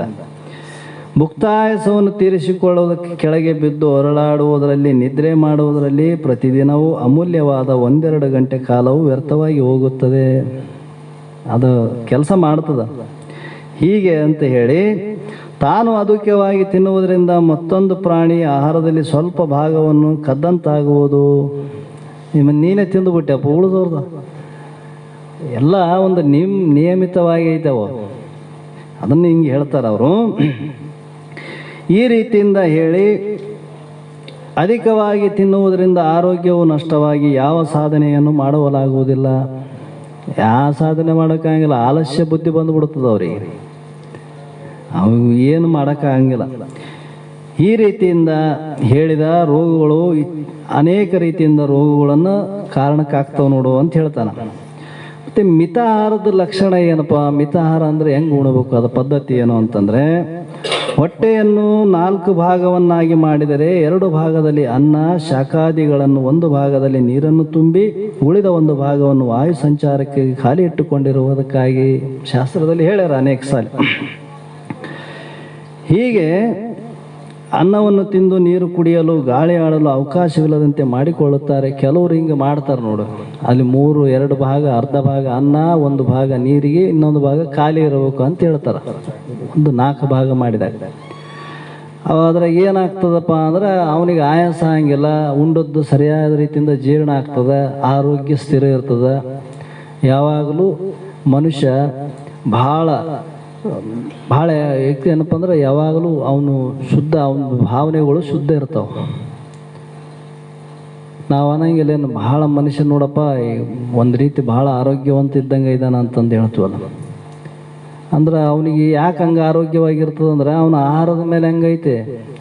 ಮನುಷ್ಯಗೆ ಬಂದಂಗೆ ತಿಂತವ, ಕುಂದ್ರಕ್ಕೆ ಬರೋದು, ಎದ್ದಳಕ್ಕೆ ಬರೋದು, ಹಂಗೆ ಮಾಡ್ಕೊಂಬದು ಏನು ನಿಂತದಪ್ಪ, ಹಂಗೆ ಹೇಳ್ತಾರೆ ಅವ್ರು ಸಾಧಕರಿಗೆ. ಇನ್ನು ನಿದ್ರೆಯು ವಿಷಯ ಸಾಧಕನಿಗೆ ನಿದ್ರೆ ವಿಷಯದಲ್ಲಿನೂ ಹೇಳ್ಯಾರ. ಅದಕ್ಕೆ ಈ ನಮ್ಮ ದೇವ ಪುರಾಣದಲ್ಲಿ ಬರ್ತಾರೆ, ಆಸನವ ಬಿಟ್ಟಿರಬೇಕು, ಬಲು ನಿದ್ರೆಯನ್ನು ತಗ್ಗಿಸಲೇಬೇಕು, ಎಚ್ಚರ ಇರಬೇಕು ಅಂದ್ರೆ ಅವರು. ನೀ ಮನುಷ್ಯಗೆ ಬಂದಂಗೆ ಮಾಡಿ, ಮನುಷ್ಯಗೆ ಬಂದಂಗೆ ನಾ ಮಾಡ್ತಾನಂದ್ರೆ ಇದೇನು ಸಾಧನ, ಈ ಪ್ರಪಂಚನೇ ಆಗಂಗಿಲ್ಲ, ಇನ್ನು ಪಾರಮಾರ್ಥ ಭಾಳ ದೂರ ಉಳಿತು ಅಂದ್ರೆ ಅವರು. ಭಾಳ ಕಷ್ಟ ಐತೆ ಅದು. ಎಷ್ಟು ಮಿತಿ ಇರ್ಬೇಕಂತಂದ್ರೆ ಅವರು ಮಾಡೋದು ಮಿತಿ ಇರಲಿ. ಸಹಜಾಗರೂಕನಾಗಿರಬೇಕು. ಅಧಿಕ ನಿದ್ರೆಯನ್ನು, ತೀರಾ ನಿದ್ರೆ ಇಲ್ಲದೆ ಇರುವುದನ್ನು ಬಿಟ್ಟು ಮಿತ ನಿದ್ರೆ ಉಳ್ಳವನಾಗಬೇಕಂದ್ರೆ, ಪೂರ್ಣ ನಿದ್ದೆ ಬಿಟ್ಟು ನಾನು ಹಿಂಗೆ ಎಚ್ಚರ ಇರ್ತೇನೆಂದ್ರೆ ಸತ್ತು ಹೋಗ್ತಿದೆ 3 ದಿವಸದಾಗ. ನಿದ್ದೆ ಕೆಡ್ತೀವಿ ಅಂದ್ರೂ ಆರೋಗ್ಯ ಕೆಡ್ತದ. ಅತಿಯಾಗಿ ನಿದ್ರೆ ಮಾಡಿದೆ ಅಂದ್ರೂ ತಾಮಸ ಗುಣ ಬರ್ತದ. ಮಿತವಾಗಿರ್ಬೇಕು. ಅದಕ್ಕೆ ಸಮಯ ಇಟ್ಟಾರಲ್ಲ, ಯಾರು ವಯಸ್ಸಿಗೆ ತಕ್ಕಂತೆ ಅವ್ರವ್ರ ವಯಸ್ಸಿಗೆ ಅನುಗುಣವಾಗಿ ಅಷ್ಟಷ್ಟೇ ನಿದ್ದೆ ಮಾಡ್ಬೇಕಂತ ಐತೆ. ವಯಸ್ಸಾದವರು, ಪೂರ್ಣ ವಯಸ್ಸಾದವರು ಕನಿಷ್ಠ 6 ತಾಸು ಅಂದ್ರೆ 6 ತಾಸು ಬೇಡ, ಒಂದು 4 ತಾಸು ಆದ್ರೆ ನಿದ್ದೆ ಮಾಡ್ಬೇಕು ಅವ್ರು. ಹೇಳ್ರಿ ನಾನು ಎಚ್ಚರ ಏನಿರ್ತೇನೆ ಅಂದ್ರೆ ಆಯ್ತು ತಯಾರಾಗ್ತದ ಕೆಲಸ ಅಂತ ಅರ್ಥ ಮಾಡ್ಬೇಕು. ಎಚ್ಚರ ಇರ್ತು ಅಂತ ಹೇಳಿದ್ರೆ ಅದು ಶರೀರ ಇರಕ್ಕೆ ಬರಂಗಿಲ್ಲ. ಹಂಗೆ ಏನಲ್ಲ ಬೇಡ, ಒಂದು 3-4 ತಾಸು ಆದ್ರೆ ನಿದ್ದೆ ಮಾಡ್ತಿರ್ತಾರೆ ಅವರು. ಅದೂ ಮಾಡಂಗಿಲ್ಲ ಅಂತಂದ್ರೆ ಮತ್ತೆ ಅವ್ರು ಹೇಳೋದನ್ನ ಒಂದು ಸುಳ್ಳು ಐತೆ, ಒಂದು ಇಲ್ಲ ಶಾಸ್ತ್ರನ ಮತ್ತೆ ಶಾಸ್ತ್ರ ದೃಷ್ಟಿಯಿಂದ ಅವ್ರು ಇರಂಗಿಲ್ಲ ಅಂತ ಒಂದೈತೆ. ಯಾಕಂದ್ರೆ ಶರೀರ ದಕ್ಕಂಗಿಲ್ಲ. ಅದಕ್ಕೆ ಎಲ್ಲ ಕ್ರಮ ಬರ್ದಾರ ಅವರು. ಎಲ್ಲ ಮೊದಲು ಅನುಭವಿಸಿದ ಮೇಲೆ ಇವರೆಲ್ಲ ಹುಡುಕ್ಕೊಂಡು ಅದು ಡಾಕ್ಟರ್ ಆಗ್ಯಾರ, ಎದರಿಂದ ವೈದ್ಯರಾಗ್ಯಾರ. ವೈದ್ಯಕೀಯ ಶಾಸ್ತ್ರ ಎದರಿಂದ ಬಂದದ? ಇದೇ ಎಲ್ಲ ಶಾಸ್ತ್ರಗಳಿಂದನೇ ಅವರು ಹುಟ್ಟ್ಯಾವ. ಶರೀರ ಮೊದಲು ಹೆಂಗೈತೆ ಅನ್ನೋದು ತಿಳಿಸಿಕೊಟ್ಟದೇ ವೇದಾಂತ. ಹಿಂಗೆಲ್ಲ ವಿಚಾರ ಮಾಡ್ಯಾರ ಅವರು. ಹೀಗೆ ಇರುವುದು. ಈ ರೀತಿಯಿಂದ ನಿದ್ರೆ 2ರಲ್ಲಿಯೂ ಮಿತಿಯನ್ನುಂಟು ಮಾಡಬೇಕು. ಅಧ್ಯಾತ್ಮ ಸಾಧನೆಯಲ್ಲಿ ಹೊರಗೆ ಮನವನ್ನು ಮಾಡಿ ಆತ್ಮಜ್ಞಾನಕ್ಕೆ ಪಡೆದುಕೊಳ್ಳಬೇಕು ಅಂತ ಹೇಳ್ತಾನೆ. ಸಾಧನೆಯಲ್ಲಿ ಹೊರಗೆ ಅಂದರೆ ಸಾಧನೆಯಲ್ಲಿ ಯಾವಾಗ ಕೂಡಿಕೊಂಡು ಆತ್ಮಜ್ಞಾನವನ್ನು ಮಾಡಿಕೊಳ್ಳಬೇಕು ಅಂತ ಹೇಳ್ತಾನೆ. ಮತ್ತು ಇಷ್ಟೆಲ್ಲ ಹೇಳಿದರೆ, ಹೀಗೆ ಹೇಳಿದ ಮೇಲೆ ಯಾರು ಈ ಆಹಾರ ವಿಹಾರಗಳಲ್ಲಿ ನಿಯಮವುಳ್ಳವಾಗಿರೋರು, ಅನೇಕ ರೀತಿಯಿಂದ ಈ ರೀತಿಯಿಂದ ನೀತಿ ಆಚರಣೆ ಉಳ್ಳವರಾಗಿದ್ದರೂ ಕೂಡ ಈ ಸಂಸಾರ ದುಃಖಗಳಿಂದ ನಾಶವಾಗುವಂಥ ಈ ಜನನ ಮರಣ ರೂಪವಾದ ಸಂಸಾರ ಬಂಧನದಿಂದ ಬಿಡುಗಡೆ ಆಗ್ತಾರೇನೋ ಅಂದರೆ, ಇವೆಲ್ಲ ಸಾಧನೆಗಳೇನು ನೀನು ಮಾಡಿದೆ ಖರೆ, ಮುಖ್ಯವಾದ ಸಾಧನ ನಿನ್ನ ಸ್ವರೂಪ ನೀ ತಿಳಿಲ್ಲ ಅಂದ್ರೆ ನಿನ್ನ ಜನನ ಮರಣದಿಂದ ಬಿಡುಗಡೆ ಆಗಂಗಿಲ್ಲ. ಇವೆಲ್ಲ ಸಾಧನೆ ಅದಕ್ಕೆ ನಿನ್ನನ್ನು ನೀ ತಿಳಿದಕ್ಕೆ ಸಾಧನೆ ಹೇಳಿದರು. ಮತ್ತು ಅವನ ಮಾಡ್ತೀನಿ. ಕೆಲವ್ರು ಅಂತಿರ್ತಾರೆ ನೋಡಿ, ನಾವು ಭಾಳ ಮಿತಿ ಆಹಾರ ಮಾಡ್ತೀವಿ, ನಾವು ದಿವಸ ಇಷ್ಟು ವ್ಯಾಯಾಮ ಮಾಡ್ತೀವಿ, ಇಷ್ಟೇ ನಿದ್ದೆ ಮಾಡ್ತೀವಿ, ಇಷ್ಟು ಗಂಟೆಗೆ ಎದ್ದೇಳ್ತೀವಿ, ನಾವು 3 ಗಂಟೆಗೆ ಎದ್ದೇಳ್ತೀವಿ, 2 ಗಂಟೆಗೆ ಎದ್ದೇಳ್ತೀವಿ ಅಂತ ಹೇಳ್ತಿರ್ತಾರೆ. ನೀ 8 ಗಂಟೆಗೆ ಎದ್ದರೆ ಏನೈತೆ? ಎಷ್ಟು ಬೇಕು ಶರೀರಕ್ಕೆ ಅಷ್ಟಂತ ಐತೆ. ನಿನ್ನ ಮುಖ್ಯ ಸಾಧನೆ ಏನದೈತೆ? ನಿನ್ನನ್ನು ನೀ ತಿಳಿದೈತೆ. ಅದನ್ನು ನೀ ಬಿಟ್ಟೆ ಅಂದ್ರೆ ಉಳಿದು ಎಲ್ಲ ಮಾಡಿದ್ರು ಕೂಡ ನಿನಗೇನು ಪ್ರಯೋಜನ ಇಲ್ಲ, ಆ ದುಃಖದಿಂದ ಬಿಡುಗಡೆ ಆಗಿಲ್ಲ ಅಂತ ಹೇಳ್ತಾನೆ. ಯುಕ್ತ ಆಹಾರ ವಿಹಾರಸ್ಯ ಯುಕ್ತ ಚೇಷ್ಟಸ್ಯ ಕರ್ಮಸ್ಸು ಯುಕ್ತ ಸ್ವಪ್ನಾವಬೋಧಸ್ಯ ಯೋಗ ಭವತಿ ದುಃಖ. ನೋಡು, ಜ್ಞಾನವನ್ನು ಪಡೆದುಕೊಳ್ಳಬೇಕೆಂಬ ಯೋಗಿಯು ಆಹಾರ ನಿದ್ರೆಗಳಲ್ಲಿ ಹೀಗೆ ಪ್ರವರ್ತಿಸಬೇಕು ಎಂದು ಹೇಳಿದೆ. ಈ ಶ್ಲೋಕದಲ್ಲಿ ಆಹಾರ ನಿದ್ರೆಗಳಿಲ್ಲದೆ ಇತರ ಕ್ರಿಯೆಗಳನ್ನು, ವ್ಯವಹಾರಗಳನ್ನು ಹೇಗೆ ಮಾಡಬೇಕೆಂಬುದು ಸಹ ಹೇಳಿದೆ. ಆಹಾರ ವಿಹಾರಗಳಲ್ಲಿ ಮಾಡಬೇಕಾದ ಕರ್ಮಗಳಲ್ಲಿ, ನಿದ್ರೆ ಜಾಗರಣಗಳಲ್ಲಿ ಮಿತವಾಗಿ ವ್ಯವಹಾರ ಮಾಡುವ ಯೋಗವು ದುಃಖವನ್ನು ಕಳೆಯಬಲ್ಲದು ಎಂದು ಬೋಧಿಸಿದೆ. ಅದಕ್ಕೆ ಎಷ್ಟು ನಿಯಮ ಅದಾವೆ, ಎಷ್ಟು ಸೀಮೆ ಐತೆ, ಅಷ್ಟರ ಪ್ರಕಾರ ನೀ ನಡೆದೆ ಅಂದರೆ ಅದು ನಿನ್ನ ದುಃಖವನ್ನು ಕಳೀತದ. ಅದಕ್ಕೆ ಮೀರಿತು ಅಂದರೆ ಅದು ನಿನ್ನ ದುಃಖ ಕಳೆಯಂಗಿಲ್ಲ, ಮತ್ತೊಂದು ದುಃಖ ತಂದಾಗ್ತದೆ ನೋಡಂದ್ರು. ಹೀಗೆ ಎಂದು ಬೋಧಿಸಿದೆ. ಆ ಯೋಗವು ಅವನ ದುಃಖವನ್ನು, ಯಾವುದು ಮಿತಿಮೀರಿ ನಡೆಯುವನು ಯೋಗವನ್ನು ಮಾಡಿದರೂ ಆ ಯೋಗವು ಅವನ ದುಃಖವನ್ನು ಕಳೆಯಲಾರದು, ಅವನ ಕಳೆಯಂಗಿಲ್ಲ. ಆದುದರಿಂದ ಜ್ಞಾನ ಅಭ್ಯಾಸವನ್ನು ಮಾಡುವ ಸಾಧಕನು ದುಃಖ ನಿವೃತ್ತಿಯಾಗದಿದ್ದರೆ ಅದಕ್ಕೆ ಸಾಧನ ಪ್ರತಿ ಪದ್ಧತಿಯಲ್ಲಿರುವ ಲೋಪವೇ. ಅವನಿಗೆ ಅದು ಆಗಲಿಲ್ಲರಿ, ದುಃಖ ಕಳಿಲಿಲ್ಲ, ಮತ್ತು ಇಷ್ಟೆಲ್ಲ ಮಾಡ್ಯಾನಂದ್ರೆ ನೀನು ಸಾಧನಾ ಅವಸ್ಥೆಯಲ್ಲಿ ಏನು ಹೇಳ್ಯಾವ ಅದರ ಪದ್ಧತಿ ನೀನು ತಪ್ಪಿದ್ದೆ ಅಂತ, ದಾರಿ ತಪ್ಪಿದ್ದೆ, ಅದಕ್ಕೆ ನಿನಗೆ ಆಗಿಲ್ಲ ಅಷ್ಟೇ, ಹಂಗಾಕ ಬರಂಗಿಲ್ಲ ಅಂತ ಹೇಳ್ತಾರೆ. ಹೀಗೆ ಪಾರಮಾರ್ಥಿಕ ಸಾಧನೆಗಳನ್ನು ಆರಂಭಿಸಿ ಆವೇಶದಿಂದ ನಿದ್ರಾ ಆಹಾರಾದಿ ಕ್ರಿಯೆಗಳನ್ನು ನಿಯಮ ತಪ್ಪಿ ಹಗಲು ರಾತ್ರಿ ಕೃಷಿ ಮಾಡಿ ಕೊನೆಗೆ ಶರೀರ ಮನಸ್ಸು ಅಸ್ತವಾಗಲು ಆ ದೋಷವನ್ನು ಶ್ರವಣಾದಿಗಳ ಮೇಲೆ ಆರೋಪಿಸುತ್ತಾರೆ. ಇದು ಸರಿಯಲ್ಲ ಅಂತ ಹೇಳ್ತಾನೆ. ಇದ್ದದ ಶರೀರ ಎಲ್ಲ ಅದಕ್ಕೆ ಮೆತ್ತಗೆ ಮಾಡಿಕೊಂಡು ಇಲ್ಲಿ ಬಂದು ಏನಪ್ಪ ಅಂದ್ರೆ ನನಗೆ ಆಯಾಸ ಆಯಿತು, ನನಗೆ ದುಃಖ ಆಯಿತು ಅಂತಂದ್ರೆ ಇವ್ರು ತಪ್ಪಾಯ್ತು. ನಿನಗೆ ಯಾರು ಮಾಡಂದ್ರೆ ಅಷ್ಟಂತ, ಎಷ್ಟು ಬೇಕಿತ್ತು ಅಷ್ಟು ಮಾಡಬೇಕಾಗಿತ್ತು. ಪ್ರಪಂಚ ಬೇಕು ಇಲ್ಲ ಅಂತಿಲ್ಲ, ಬದುಕಬೇಕಾದ್ರೆ ಪ್ರಪಂಚ ಬೇಕೇ ಬೇಕು ನಮಗೆ. ಆ ಪ್ರಪಂಚದಲ್ಲಿ ಎಷ್ಟು ಮಿತಿ ಇರಬೇಕು ಅಷ್ಟೇ ಹೊರತು ಅದೇ ಒಂದು ಜೀವನ ಅಲ್ಲ. ಇಡೀ ಜೀವನ ಎಲ್ಲ ಅದಕ್ಕೆ ಕಳೆದು ಅಲ್ಲೆಲ್ಲ ಮೆತ್ತಗಾದ ಮೇಲೆ ಇಲ್ಲಿಗೆ ಬಂದ್ರೆ ನನಗೆ ಆಗಂದ್ರೆ ಏನಾಗ್ತದೆ, ನಿನಗೆ ಏನಾಗಂಗಿಲ್ಲ ಅಂತ ಹೇಳ್ತಾರೆ ಅವರು. ಹೀಗೆ ಯೋಗಕ್ಕೆ ದುಃಖ ಎಂಬ ವಿಶೇಷಣವನ್ನು ಜೋಡಿಸುವುದರಿಂದ ಯೋಗವು ದುಃಖವನ್ನು ನಿವೃತ್ತಿ ಮಾಡುವುದೆಂದರ್ಥ. ಈ ಯೋಗವನ್ನು ಮಾಡುತ್ತಾ ದುಃಖ ಉಂಟಾದರೆ ಆ ಸಾಧನೆಗಳ ಮಾಡುವನು ಸಾಧನ ಕ್ರಮದಲ್ಲಿ ತಾನು ಮಾಡಿದ ಲೋಪವೇ ಹೊರತು ಅದರಲ್ಲಿ ಯಾವ ದೋಷ ಇಲ್ಲ ಅಂತ ಹೇಳ್ತಾನೆ. ಇನ್ನು ಯದಾ ವಿನಿಯಂತ ಚಿತ್ತಂ ಆತ್ಮನೇವಾವತಿಷ್ಠತೆ ನಿಸ್ಪೃಹ ಸರ್ವಕಾಮೋಭ್ಯೋ ಯುಕ್ತ ಇತ್ಯುಚ್ಯತೆ ತದಹ ಅಂತ ಹೇಳ್ತಾನೆ. ಮುಖ್ಯವಾಗಿ ಸಾಧಕನು ಸ್ಥಿತಿಯನ್ನು ಪಡಿಬೇಕಾದ್ರೆ, ಈ ಸಿದ್ಧಿಯನ್ನು ತನ್ನ ಸ್ವರೂಪದ ಸ್ಥಿತಿಯನ್ನು ಪಡಿಬೇಕಾದ್ರೆ ಇಲ್ಲಿ ಮುಖ್ಯ ಸಾಧನಗಳನ್ನು ಹೇಳ್ತಾರೆ ಅವರು. ಯಾವಾಗ ಪಡೆಯುತ್ತಾನೆ ಎಂಬುದನ್ನು ನೀವು ಹೇಳಿದರೆ, ಅದಕ್ಕಾಗಿ ಎಷ್ಟು ದಿವಸ ಕಾಯಬೇಕೆಂಬ ಪ್ರಶ್ನೆಗೆ ಹಿಂದೆಯೇ ಅದಕ್ಕೆ ಕಾಲ ನಿಯಮವಿಲ್ಲವೆಂದು ಅನೇಕ ಸಾರಿ ಹೇಳಿದೆ. ಯಾವಾಗ ಆಗ್ತದ್ರಿ ಮೋಕ್ಷ ಅಂದ್ರೆ ಅದಕ್ಕೊಂದು ಸಮಯ ಹೇಳ್ಯಾರ, ಇಷ್ಟು ಇಂಥ ದಿವ್ಸದಾಗ ಆಗ್ತದೆ ನೋಡಪ್ಪ, ಇಷ್ಟನೇ ಇಸ್ವಿಗೆ ಆಗ್ತದೆ ನಿನಗೆ ಅಂತ ಹೇಳ್ತದೆ ಇಲ್ಲ. ಮತ್ತು ಯಾವಾಗ ಆಗ್ತದೆ, ಈಗ ಆಗ್ತದೆ, ಯಾವಾಗ ಬೇಕಾದ್ರೆ ಆಗ್ತದೆ. ನಿನ್ನ ಮುಕ್ತನಿದ್ದೆ ಮತ್ತು ಮುಕ್ತ ಅಂತ ನಾ ತಿಳಿಯೋದಕ್ಕೆ ಅಷ್ಟು ಸಮಯ ಬೇಕಂತ ಏನಿಲ್ಲ.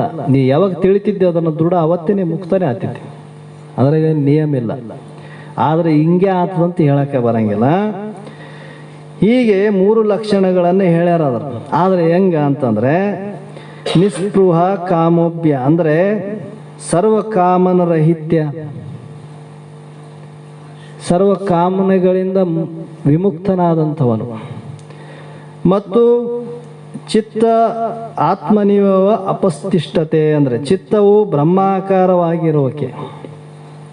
ಮತ್ತು ಆತ್ಮಸ್ಥಿತಿ ಅಂದರೆ ತನ್ನಲ್ಲಿ ತಾನಿರುವಿಕೆ. ಇವು 3 ಹೇಳ್ಯಾರ. ಅಂದರೆ ಕೋರಿಕೆಗಳು ಅಥವಾ ಆಶೆಗಳು ಜೀವನವನ್ನು ಬಂಧಿಸುವ ಸಂಕೋಲೆಗಳು. ಜೀವನಿಗೆ ವಿಷಯ ಭೋಗಗಳಲ್ಲಿ ಆಶೆಯನ್ನುಂಟಾದಾಗ ಚಿತ್ತಕ್ಕೆ ವಿಕ್ಷೇಪ ಉಂಟು ಆಗುವುದು ಅತಿ ಚಂಚಲವಾಗುವುದರಿಂದ. ಜೀವನಿಗೆ ಯಾವಾಗ ಅಪೇಕ್ಷೆ ಆಗ್ತಾವಪ್ಪ, ಎಲ್ಲಿ ಅಪೇಕ್ಷೆಗಳು ಉದಯ ಆಗ್ತಾವ ಅಲ್ಲಿ ಅವನ ವೃತ್ತಿ ಚಂಚಲ ಆಗ್ತದ. ಅಲ್ಲಿ ಅನೇಕ ರೀತಿಯಿಂದ ಕಾಮನೆಗಳಿಗೆ ಬಲಿ ಆಗ್ತಾನ. ಆದ್ದರಿಂದ ಅನೇಕ ಕರ್ಮಗಳು, ಆ ಕರ್ಮಗಳಿಂದ ಬೆನ್ನತ್ತಾನ. ಅಹಂ ಬ್ರಹ್ಮಾಸ್ಮಿ ಎಂಬ ವೃತ್ತಿಯು ಸ್ಥಿರವಾಗಲಾರದು, ಅಲ್ಲಿ ನಿಂದ್ರಂಗಿಲ್ಲ ಇಲ್ಲಿ. ಯಾಕಂದ್ರೆ ಮನಸ್ಸು ಚಂಚಲ ಐತೆ, ಭಾರಿ ಹೊರಗ ಹೊಂಟದ. ಅದು ಬೇಕು, ಇದು ಬೇಕು, ಇದು ಮಾಡ್ಬೇಕು, ಅದು ತಗೊಂಬರ್ಬೇಕು, ಅದು ಮಾಡ್ಬೇಕು, ಇಂಥದ್ರಾಗ ಹೋಗ್ಬಿಡ್ತು ವೃತ್ತಿ. ಮತ್ತು ನಿನ್ನ ಸ್ವರೂಪದ ಕಡೆ ಅವಾಗ ನಿಂದಿರ್ಬೇಕು, ಅದನ್ನು ನಿಂದ್ರಂಗಿಲ್ಲ. ಮತ್ತು ಅದು ಸ್ಥಿರವಾಗದೆ ಹೋದರೆ ಆತ್ಮನನ್ನು ಆವರಿಸಿದ ಮೂಲ ಅವಿದ್ಯೆಯು ನಾಶವಾಗಲು ಆವರಣ ನಿವೃತ್ತಿ ಆಗಂಗಿಲ್ಲ.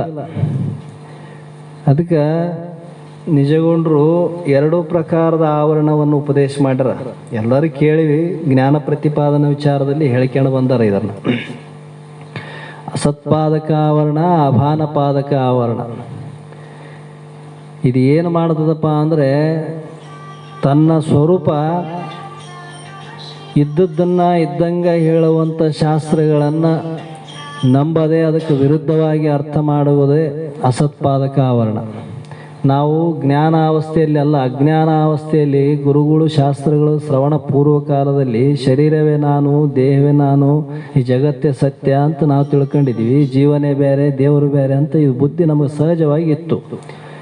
ಗುರುಗಳ ಉಪದೇಶದಿಂದ ಅನೇಕ ಶಾಸ್ತ್ರಗಳ ಶ್ರವಣ ಮುಖಾಂತರವಾಗಿ ಇಲ್ಲಿ ಏನಾಯಿತು, ಶರೀರ ನೀನಲ್ಲ, ಪಂಚಮಹಾಭೂತಗಳ ಕಾರ್ಯರೂಪ ಐತಿ ಈ ಶರೀರ, ಮತ್ತು ಈ ಜಗತ್ತು ನಿನಗೇನು ತೋರ್ತದ ದೃಶ್ಯರೂಪ ಜಗತ್ತು ಇದು ಮಿಥ್ಯಾದ, ಜೀವನು ಬೇರೆ ಯಾರಲ್ಲ, ಅವನು ಪರಮಾತ್ಮ ಸ್ವರೂಪನೇ ಇದ್ದಾನ ಅಂತ ಶಾಸ್ತ್ರಗಳು ನಮಗೆ ಉಪದೇಶ ಮಾಡಿದವು. ಇದು ಕೇಳಿದಾಗ ನಮಗೆ ಏನು ಮೊದಲಿನ ಭಾವ ಇತ್ತಲ್ಲ ಅದು ನಾಶ ಆಯ್ತು. ಏನು ನಾಶ ಆಯ್ತು? ಇಲ್ಲಿ ನಾನಲ್ಲ ಎಂಬುದು ನಾಶ ಆಯ್ತು. ಇದಕ್ಕೆ ಅಸತ್ಪಾದಕ ಆವರಣ ಅಂತಾರೆ. ಅಭಾನಪಾದಕ ಆವರಣ ಅಂದ್ರೇನು? ಈ ಪುನಃ ಈ ಎಲ್ಲ ವಿಚಾರಗಳನ್ನು ಕೇಳಿದಾಗ ಇಲ್ಲಿ ಅಪರೋಕ್ಷ ಜ್ಞಾನ ಆಗಿರಂಗಿಲ್ಲ. ಇಲ್ಲಿ ಇನ್ನೊಂದು ಆ ಸಂಶಯ ಇರ್ತದೆ, ಸಂಶಯದಿಂದ ಕೂಡಿಕೊಂಡಿರ್ತದೆ. ಸತ್ಯನೋ ಸುಳ್ಳನೋ ಅಂತ ಅನುಮಾನದಿಂದ ಕೂಡಿರ್ತಾನೆ. ಈ ಆವರಣ ಪೂರ್ಣ ನಾಶ ಆಗ್ಬೇಕು. ಈ ಆವರಣ ಯಾವಾಗ ನಾಶ ಆಗ್ತೋ ಅವಾಗ ನಿನ್ನ ಸ್ವರೂಪದ ಅನುಭವ ನಿನಗಾಗ್ತದೆ. ಅದಕ್ಕೆ ಇಲ್ಲಿ ಎರಡು ಆವರಣಗಳನ್ನು ನಷ್ಟ ಮಾಡ್ತಾರೆ ಗುರುಗಳು. ಅದಕ್ಕೆ ಮೂಲ ವಿದ್ಯಾ ಅಂತ ಕರೆದಾರ, ಮೂಲ ಅವಿದ್ಯಾ ಅಂತ. ಈ ಅವಿದ್ಯಾ ಅಂದ್ರೆ ಅಷ್ಟೇ, ಮಾಯ ಅಂದ್ರೆ ಅಷ್ಟೇ, ಅಜ್ಞಾನ ಅಂದ್ರೂ ಅಷ್ಟೇ. ಅನೇಕ ಶಬ್ದಗಳು ಪ್ರಯೋಗ ಆದರೂ ಕೂಡ ಅರ್ಥ ಒಂದೇ ಕೊಡ್ತಾವೆ. ಅಂಥ ಅವಿದ್ಯೆಯನ್ನು ನಾಶ ಮಾಡೋದು ಯಾವುದಪ್ಪ ಅಂದರೆ ಈ ತತ್ವಜ್ಞಾನ. ತತ್ವಜ್ಞಾನದಿಂದ ಜನಿತವಾದ ವೃತ್ತಿಯಿಂದ ಅಜ್ಞಾನ ನಷ್ಟ ಆಗ್ತದೆ. ಆವರಣ ಈಗಾಗಿಲ್ಲ, ಅದು ಜನ್ಮ ಜನ್ಮಾಂತರದಲ್ಲಿ ನಮ್ಮ ತಲೆಗೆ ಹಂಗೆ ಕುಂತದ. ನಾನು ಶರೀರ ಎಂಬುದು ಶರೀರ ಭಾವ, ಜಗತ್ ಸತ್ಯತ್ವ ಬುದ್ಧಿ ಇದೇನು ಹೀಗೆ ಒಂದೇ ಜನ್ಮದಾಗ ಹುಟ್ಟಿ ಬಂದಿವೇನು? ಸೃಷ್ಟಿ ಅಂದು ಪ್ರಾರಂಭ ಆಗ್ಯದ, ಅಂದಿನಿಂದ ಆರಂಭ ಆದಂಥ ಇದು ವೃತ್ತಿ ಅದ. ಸಂಸಾರದೊಳಗೆ ನಮಗೆ ಏನನ್ನ ಕಲಿಸ್ಕೊಟ್ರ ಕಲಿಲಾರ್ದೇ ಕಲ್ತು. ಯಾಕಂದ್ರೆ ಅದು ವಾಸನ, ಜನ್ಮ ಜನ್ಮಾಂತರ ವಾಸನ ಇದಾವೆ. ಆ ಸಂಸ್ಕಾರ ಹೆಂಗೆ ತೋರ್ತಾವೋ ಅದರಂಗ ಇದು ಬಂದಿರ್ತದೆ. ಅದರಂಗ ಈ ವಾಸನ ನಷ್ಟ ಆಗಬೇಕಾಗಿತ್ತಪ್ಪ ಅಂದ್ರೆ ಇದಕ್ಕೆ ಶಾಸ್ತ್ರ ವಾಸನವೇ ಬೇಕು. ಶಾಸ್ತ್ರ ವಾಸನದಿಂದೇ ತನ್ನ ಏನಿರ್ತದೆ ಇರುವಂಥ ಅಜ್ಞಾನದ ಅವಿವೇಕದನದಿಂದ ನಾವು ಬಹಳ ಜನ ಹಿಂಗೆ ತಪ್ಪು ತಿಳ್ಕೊಂಡಾರ, ಮಾಡಿ ಕೆಟ್ಟಾರಂತ. ಮಾಡಿ ಕೆಟ್ಟಿಲ್ಲ ಅವರು, ತಪ್ಪು ತಿಳ್ಕೊಂಡೆ ಅರ್ಧ ಕೆಟ್ಟೋಗ್ಯಾರ. ಮಾಡಿ ಕೆಟ್ಟಿಲ್ಲ ಅವರು, ಅರ್ಧ ತಪ್ಪು ತಿಳ್ಕೊಂಡೆ ಕೆಟ್ಟು ಬಿಟ್ಟಿವಿ ನಾವು. ಇದ್ದದ್ದು ಸರಿಯಾಗಿ ತಿಳಿಲಾರ್ದಕ್ಕೆ ಇಲ್ಲದನ್ನ ತಿಳ್ಕೊಂಡು ನಾವು ಅರ್ಧ ಕೆಟ್ಟೋಗಿವಿ. ಇವು ನಾವಿದ್ರೆ ಅವ್ರು ಮಾಡಿ ಕೆಟ್ಟಾರೆ. ಅವ್ರೇನು ಮಾಡ್ಯಾರ? ನಾವು ತಿಳಿಲಾರ್ದ ಕೆಟ್ಟಾರ ಅಂತ ಅವ್ರು ಹೇಳ್ತಾರೆ. ಯಾಕೆ? ಇದ್ದದ್ದನ್ನು ಇದ್ದಂಗೆ ತಿಳಿದಲ್ಲ ನೀನು, ಇದ್ದದ್ದನ್ನು ವಿಪರೀತವಾಗಿ ತಿಳಿದದ್ದೆ, ಅದಕ್ಕೆ ನೀನು ಕೆಟ್ಟದ್ದೆ. ಈಗ ಇದ್ದದ್ದನ್ನು ಸರಿಯಾಗಿ ನೀನು ತಿಳಿದೆ ಅಂದರೆ ನೀನು ಆ ದುಃಖದಿಂದ ಬಿಡುಗಡೆ ಆಗ್ತಿದ್ದೆ ಅಂತಾರೆ ಅವರು. ಹೀಗೆ ಆತ್ಮನನ್ನು ಆವರಿಸಿದ ಮೂಲ ಅವಿದ್ಯೆಯು ನಾಶವಾಗಲಾರದು. ಅದು ನಾಶವಾಗದಿದ್ದರೆ ಆತ್ಮ ಸಾಕ್ಷಾತ್ಕಾರಕ್ಕೆ ಅವಕಾಶವಿಲ್ಲ. ಸಾಧನಾವಸ್ಥೆಯಲ್ಲಿ ಸಿದ್ಧ ಪುರುಷನ ಲಕ್ಷಣ ಅಲ್ಲ, ಸಿದ್ಧನಿಗೆ ಏನಿಲ್ಲ, ಅವನು ಸ್ವಯಂ ಸ್ಥಿತಿಯಲ್ಲಿ ಇದ್ದಾನೆ, ಅವನು ತನ್ನ ಆನಂದದೊಳಗೆ ಇದ್ದಾನೆ. ಮತ್ತು ಎಲ್ಲಾರು ಹೆಂಗಿರ್ತಾರೆ ಅಂದ್ರೆ ಆಗ್ಯಾರ ಅವ್ರಿಗೆ ಅನುಭವ ಐತೆ. ಮತ್ತು ಅವ್ರನ್ನ ಹೆಂಗೆ ಕಂಡಿಡೋದು? ನಿನಗೆ ಅಂಥ ಗುಣ ಬಂದಾಗ ನಿನಗೆ ಕಂಡಿಡಿಯೋಕೆ ಬರ್ತದೆ ನೋಡು. ನಮ್ಮ ಇದ್ರ ಕೆಳಗೆ ಇದಾವ, ಅವ್ರಿದ್ರ ಮೇಲೆ ಇದಾರ, ನಾವು ಕೆಳಗೆ ನೋಡಿದ್ರೆ ಏನು ಕಾಣ್ತಾವೆ ನಿನಗೆ? ಅಂಥ ಸ್ಥಿತಿ ಆ ಅನುಭವ ನಿನಗೆ ಬರಬೇಕಾಗಿತ್ತು ಅಂದ್ರೆ ನಿನಗೆ ಅಂಥವು ಬಂದಾಗ ನಿನಗೆ ಅದು ಅನುಭವಕ್ಕೆ ಬರ್ತದೆ. ಹೀಗೆ ಇದೇ ವಿಷಯವನ್ನು ಹಿಂದೆ ಸ್ಥಿತಪ್ರಜ್ಞೆ ಲಕ್ಷಣದಲ್ಲಿ ಮನೋಗತಾನ್ ಸರ್ವಾನ್ ಕಾಮಾನ್ ಯದಾ ಪ್ರಜಾತಿ ಎಂದು ಹೇಳಿಕೆ ಅಂತ ಬಂದದ. ಅಂದರೆ ಯಾರು ಸ್ಥಿತಪ್ರಜ್ಞೆ ಎಂದು ಹೇಳಿದೆ, ಹಾಗಾದರೆ ಸರ್ವ ಕಾಮನೆಗಳಲ್ಲಿ ನಿಸ್ಪೃತೆ ಉಂಟಾಗುವುದು ಯಾವಾಗ ಅಂದರೆ ಮಾತೃಸ್ಥಾನವಾದ ಮನಸ್ಸು ತಾನು ಮನಸ್ಸಲ್ಲ, ಮನಸ್ಸನ್ನು ಮನಸ್ಸಿಗೆ ಚೇಷ್ಟೆಗಳನ್ನು ಅರಿಯುವ ಸಾಕ್ಷಿ ಎಂದು ತಿಳಿದರೆ ಆಗ ಸರ್ವ ಕಾಮನೆಗಳ ನಿಸ್ಪೃಹ ಸಿದ್ಧಿಸುತ್ತದೆ. ಈ ಎಲ್ಲವೂ ಸಹ ಎದ್ದಳದ ಅದ್ರಾಗೆ ಎದ್ದಳತ್ತವ. ಆ ಮನಸ್ಸಿನಲ್ಲಿ ಕಲ್ಪನೆ ಎದ್ದಾವೆಲ್ಲ, ಕಾಮನೆಗಳು ಎಲ್ಲಿಂದ ಎದ್ದಾವ ಅಲ್ಲಿ ಎದ್ದಾವ. ಅಂಥ ಮನಸ್ಸನ್ನು ನಾ ಸಾಕ್ಷಿಯಾಗಿ ಅರಿಯುವಂಥ ಸಾಕ್ಷಿ ಸ್ವರೂಪ ಅಂತ ಅದೇ ಮನಸ್ಸು ಯಾವಾಗ ದೃಢಾಗಿ ನಿಂತನ ಆವಾಗ ನಿನ್ನ ಎಲ್ಲ ಕಾಮನೆಗಳು ತಾನೇ ನಷ್ಟ ಆಗಿ ಹೋಗ್ತಾವೆ. ನಾವು ಊಟನ ಕೆಡಸಕ್ಕೆ ಹೋದಿವಿ ಅಂದ್ರೆ ಅದು ಕೆಡಂಗಿಲ್ಲ. ಅದು ಈಗ ಕೆಟ್ಟಂಗೆ ಆಗ್ತದ ಮತ್ತೆ ಬಂದು ಕುದುರ್ತಾವ ಅದ್ರಾಗ. ಯಾವನೊಬ್ಬನು ಗಂಗೆಗೆ ಹೋಗಿದ್ದಂತ, ಪವಿತ್ರ ಗಂಗೆ ಸ್ನಾನ ಮಾಡಿದರೆ ಎಲ್ಲ ಪಾಪ ಹೋಗ್ತಾವ್ರಿ, ಆ ಗಂಗಾ ಸ್ನಾನ ಮಾಡ್ರಂತ, ಪಾಪ ಕಳ್ಕೋಬೇಕಂತ ಹೋಗಿದ್ದ. ಆವಾಗ ಅವನು ಹೋಗಿ ಗಂಗಾ ಸ್ನಾನಕ್ಕೆ ಇಳಿಬೇಕಾದ್ರೆ ಅಲ್ಲಿ ಒಂದು ಗಿಡ ಇತ್ತು. ಆ ಗಿಡಕ್ಕೆಲ್ಲ ಬಟ್ಟೆ ಬಿಚ್ಕೇಸಿ ಅಲ್ಲಿ ಹಾಕಿ ಹೋಗಿ ನದಿಯಾಗ ಸ್ನಾನ ಮಾಡಿ ಮತ್ತೆ ಬಂದು ಬಟ್ಟೆ ಹಾಕ್ಯಂಬ ನಾವು ಮತ್ತೆ ಹೆಂಗಿದ್ವು ಹಂಗೆ ಬಂದು ಹೆಗಲ ಮೇಲೆ ಕುಂತು ಅಂತ. ಅವಾಗ ಅಂದ್ರಂತ, ಇಲ್ಲರಿ ನಾವು ಮತ್ತೆ ಗಂಗಾ ಸ್ನಾನಕ್ಕೆ ಹೋದ್ರೆ ಪವಿತ್ರ ಪುಣ್ಯ ಬರ್ತದಂತ ಹೇಳ್ಯಾರ, ಮತ್ತು ನೀವಿದ್ರೆ ಮತ್ತೆ ಹೆಂಗಿದ್ದು ಹಂಗೆ ಪಾಪ ಆಗ್ಯಾವ ಅಂತಂದರೆ ಅವಾಗ ಅವರು ಹೇಳಿದ್ರಂತ, ಇಲ್ಲ ನನ್ನಲ್ಲಿ ಮೈ ತೊಗೋಬೇಕಂತ ಬಂದಾಗ ಅವನು ಪವಿತ್ರ ಆಗೇ ಬರ್ತಾನ, ಎಲ್ಲ ಬಿಟ್ಟಾಕೆ ಬಂದಿರ್ತಾನ, ಯಾವಾಗ ನನ್ನಿಂದ ಹೋದ್ಮೇಲೆ ಮತ್ತೆ ಎಲ್ಲ ಸೆಗಲ್ ಮೇಲೆ ಓದ್ಕೊಂತಾನ, ಅದಕ್ಕೆ ಅವನ ಪಾಪ ಅವನಿಗೆ ಇರ್ತದಂತ. ಹಂಗೆ ಎಲ್ಲ ಕಾಮನೆಗಳಿಗೆ ಮೂಲ ಸ್ಥಾನವಾದಂಥ ಮನಸ್ಸೇ ಕಾರಣ ಅದ. ಮತ್ತು ಈ ಮನಸ್ಸಿನಲ್ಲಿರುವಂಥ ವಾಸನೆಗಳೇ ಅನೇಕ ರೀತಿಯಿಂದ ಕಾರಣ ಇದೆ. ಅಂಥ ಮನಸ್ಸನ್ನು ಅರಿಯುವ ಸಾಕ್ಷಿ ರೂಪ ಅಂತ ನಿನ್ನ ದೃಢ ನಿಂದಿರ್ಬೇಕಲ್ಲ ವೃತ್ತಿ. ಅವಾಗ ಅವು ಮನಸ್ಸು ಎಲ್ಲಿ ಹೋಗ್ತದ? ಮನಸ್ಸು ಪೂರ್ವದಲ್ಲಿದ್ದಂಥ ಚೇಷ್ಟೆಗೆ ಕಾರಣ ಆಗಂಗಿಲ್ಲ. ಹೀಗೆ ಸರ್ವ ಕಾಮೋಭ್ಯ ಎಂದು ಹೇಳುವುದರಿಂದ ಕೆಲವು ಕಾಮನೆಗಳು ಬಿಟ್ಟರೆ ಸಾಕು ಎಂದು ಭಾವಿಸದೆ ಕಾಮನೆಗಳನ್ನೆಲ್ಲ ಬಿಡಬೇಕು ಎಂದು ತಿಳಿಯಬೇಕು. ಕೊನೆಗೆ ಮೋಕ್ಷವು ಬೇಕೆಂಬ ಕಾಮನೆಯು ಸಹ ಬಿಟ್ಟು ಹೋಗಿ ತಾನು ನಿತ್ಯ ಮುಕ್ತನೆಂಬ ಅರಿವು ಸ್ಥಿರವಾಗಬೇಕಂದ್ರೆ ಅವರು. ನಾನು ಮುಕ್ತನಾಗಬೇಕೆಂಬ ಕಾಮನೆಯೂ ಕೂಡ ಇರಬಾರದು ಅಂದ್ರೆ ಅವರು. ಮತ್ತು ಇದೇ ಇರಬಾರ್ದು ಉಳಿದು ಇರಲಿ ಅಂತಾರೇನವರು. ಅಂದ್ರೆ ಅವರಲ್ಲಿ ಇರಂಗಿಲ್ಲ, ಜ್ಞಾನಿಗ ತಿಳಿದಂಥವರಲ್ಲಿ ಇರಂಗಿಲ್ಲ. ಹೀಗೆ ವಿನಯತಂ ಚಿತ್ತಂ ಅಂದರೆ ಚಿತ್ತವು ಶ್ರವಣ ಸಾಧನದಿಂದ ತನ್ನ ದೋಷವನ್ನು ಕಳೆದುಕೊಂಡು ಆತ್ಮನಲ್ಲಿ ಸ್ಥಿರವಾಗಿರಬೇಕು ಅಂದ್ರೆ ಅವರು ಶ್ರವಣದಿಂದ ನಿನ್ನಲ್ಲಿ ಇದ್ದು ದೋಷ ಕಳ್ಕೋಬೇಕು. ಅವು ಹಂಗೆ ಇಟ್ಕೊಂಡಿದ್ದಿ ಇಲ್ಲಿ ನಮಗೆ ಅಲ್ಲಿ ಸ್ಥಿರ ನಿಂದ್ರ ಅಂದ್ರೆ ಎಲ್ಲಿ ನಿಂದಿರ್ತಾವ? ಅದು ಹೇಳ್ಯಾರಲ್ಲ, ಅದಕ್ಕೆ ಅವರು ಪೂರ್ವ ಜನ್ಮದ ಏನು ಸಂಸ್ಕಾರ ಇದಾವ ಆ ಸಂಸ್ಕಾರಗಳಿಂದ ಅನುಸಾರವಾಗಿ ನಿನ್ನಲ್ಲಿ ಅದೇ ಪುನಃ ಸಂಸ್ಮರಣದಿಂದ ಅವಲಾದಿ ಸಂಸ್ಮರಣದ ಮುಂಬರುವುದರಿಂದ ಅವು ಹೋಗ್ತವೇನಂದ್ರೆ ಅವು ಮೊದಲೇ ಹೆಂಗೆ ಇದಾವೆ ಸಂಸ್ಕಾರ, ಅವೇ ಎದ್ದು ಬರ್ತಾವೆ ನಿನಗೆ. ಇವು ಎಲ್ಲಿಂದ ಬರ್ಬೇಕು? ವಾದ, ತರ್ಕ, ಕುತರ್ಕ, ಚಿಂತನೆ, ಪಿಸುಣತ್ವ, ಇವೆಲ್ಲ ಗುಣಗಳು ಮೊದಲಿದ್ದು ಗುಣಗಳು ಹಂಗೆ ಇಟ್ಕೊಂಡಿದ್ದಿ. ಈಗ ನನಗಿದ್ರೆ ಜ್ಞಾನ ಆಗ್ಬೇಕು, ಆನಂದ ಸ್ವರೂಪ. ಎಲ್ಲಿಂದ ಆತಿದ್ದ ಆನಂದ ಸ್ವರೂಪ ನೀನು? ಶುಷ್ಕವಾದ ತರ್ಕ ಮಾಡೋದು ಶಾಸ್ತ್ರ ಎದಕ್ಕೆ ಕೇಳಕ್ಕೆ? ತರ್ಕ ಮಾಡಕ್ಕೆ ಶಾಸ್ತ್ರ ಹೇಳ್ಯಾರ ನಮಗೆ ಮಹಾತ್ಮರು ಗುರುಗಳು. ತರ್ಕದಿಂದ ನಿನ್ನನ್ನು ನೀ ತಿಳ್ಕೊಂಡು ಕೇಶ್ ಮುಕ್ತ ಆಗಂತ ಹೇಳೋದಕ್ಕೆ ಶಾಸ್ತ್ರ ಹೇಳ್ಯಾರ. ನಾವು ಈ ಶಾಸ್ತ್ರನ ಹೋಗಿ ತರ್ಕ ಮಾಡ್ಕೊಂತ ಕುಂತೀವಿ ಅಂದ್ರೆ ಏನಾಗ್ತದ? ನೀನಿಲ್ಲ, ಬಾಯಿಂದ ದಣಕಂತದ, ನಿನ್ನ ಮನಸ್ಸನ್ನು ಅನೇಕ ಛಿದ್ರ ಆಗಿ ಹೋಗ್ತದೆ ನೋಡು. ಮೊದಲನ್ನ ಕೇಳಕಲ್ಕ ಸ್ವಲ್ಪ ಬೇಸಿತ್ತು, ಕೇಳಿದ್ಮೇಲೆ ಇದೆಲ್ಲ ಗದ್ಲಕ್ಕೆ ಬಿದ್ದೋಯ್ತು. ಮತ್ತೆ ಕುತರ್ಕ ಅಂತಾರ. ಅದಕ್ಕೆ ತರ್ಕದಲ್ಲಿ 2-3 ಪ್ರಕಾರ ಇದಾವ. ಜಲ್ವ, ವಾದ, ವಿತಂಡ ಅಂತ. ವಾದ ಅಂದ್ರೇನು? ಗುರು ಮುಖಾಂತರವಾಗಿ ತಿಳ್ಕೋಬೇಕೆಂಬ ಅಪೇಕ್ಷೆಯಿಂದ ತರ್ಕ ಮಾಡೋದು. ಜಲ್ವ ಅಂದ್ರೆ ಜನರು ಮೆಚ್ಚಬೇಕಲ್ಲ, ನನಗೆ ಹೌದಪ್ಪ ಇವನು ಶಾಣೆ ಇದಾನಂತ ನೋಡಿದವ್ರಿಗೆ ಅನಿಸ್ಬೇಕಲ್ಲ, ಹಂಗೆ ಮಾತಾಡೋದಪ್ಪ ಜನರಿಗೆ ಬಾಯಿ ಮುಚ್ಚಕ. ವಿತಂಡ ಅಂದ್ರೆ ಏನು? ಯಾರು ಏನನ್ನ ಚಲೋದು ಹೇಳಿದ್ರೆ ಅದಲ್ಲ, ಅದು ತಪ್ಪು ನೋಡೋದು, ನಾ ಹೇಳೋದೇ ಸರಿ ಅಂತ ತಂದೆ ನಡೆಸೋದು ವಿತಂಡವಾದ. ಇಂಥ ವಾದಗಳು, ಇಂಥ ಬುದ್ಧಿ ಇದ್ದಾಗ ಆತ್ಮಜ್ಞಾನ ಸ್ಥಿರನಿಂದ ನಿಂದಿರ್ತವೇನಲ್ಲಿ, ಮನಸ್ಸು ಸ್ಥಿರವಾಗಿ ನಿಲ್ತದೇನಲ್ಲಿ, ವೃತ್ತಿ ನಿದ್ರಂಗಿಲ್ಲ ಅದು. ಯಾಕಂದ್ರೆ ಈ ಹೊರಗ ಹೊಂಟವು ನೀನು ಎಲ್ಲವು.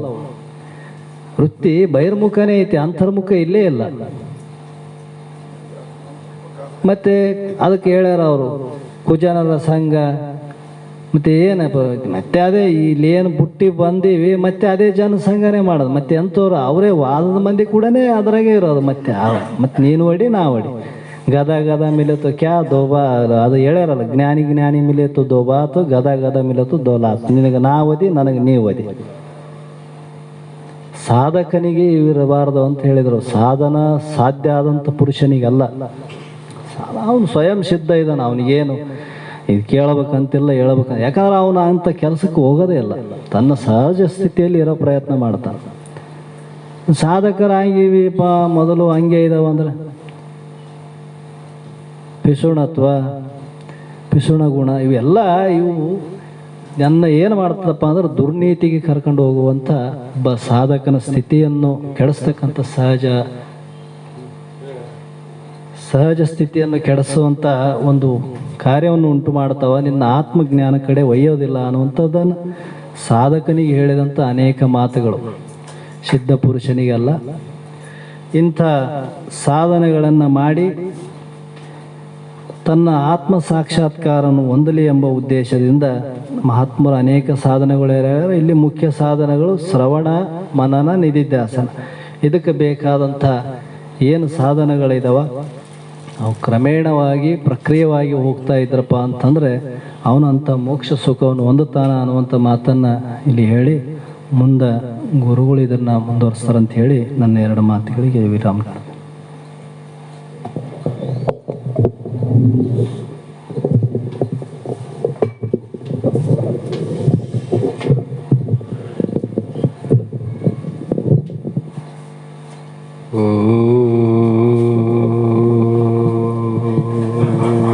ಧ್ಯಾನಮೂಲೋ ಗುರುರ್ಮೂರ್ತಿ ಪೂಜಮೂಲಂ ಗುರುರ್ಪಾದಂ ಮಂತ್ರಮೂಲೋ ಗುರುರ್ವಾಕ್ಯಂ ಮುಕ್ತಿಮೂಲೋ ಗುರುಕೃಪಾ.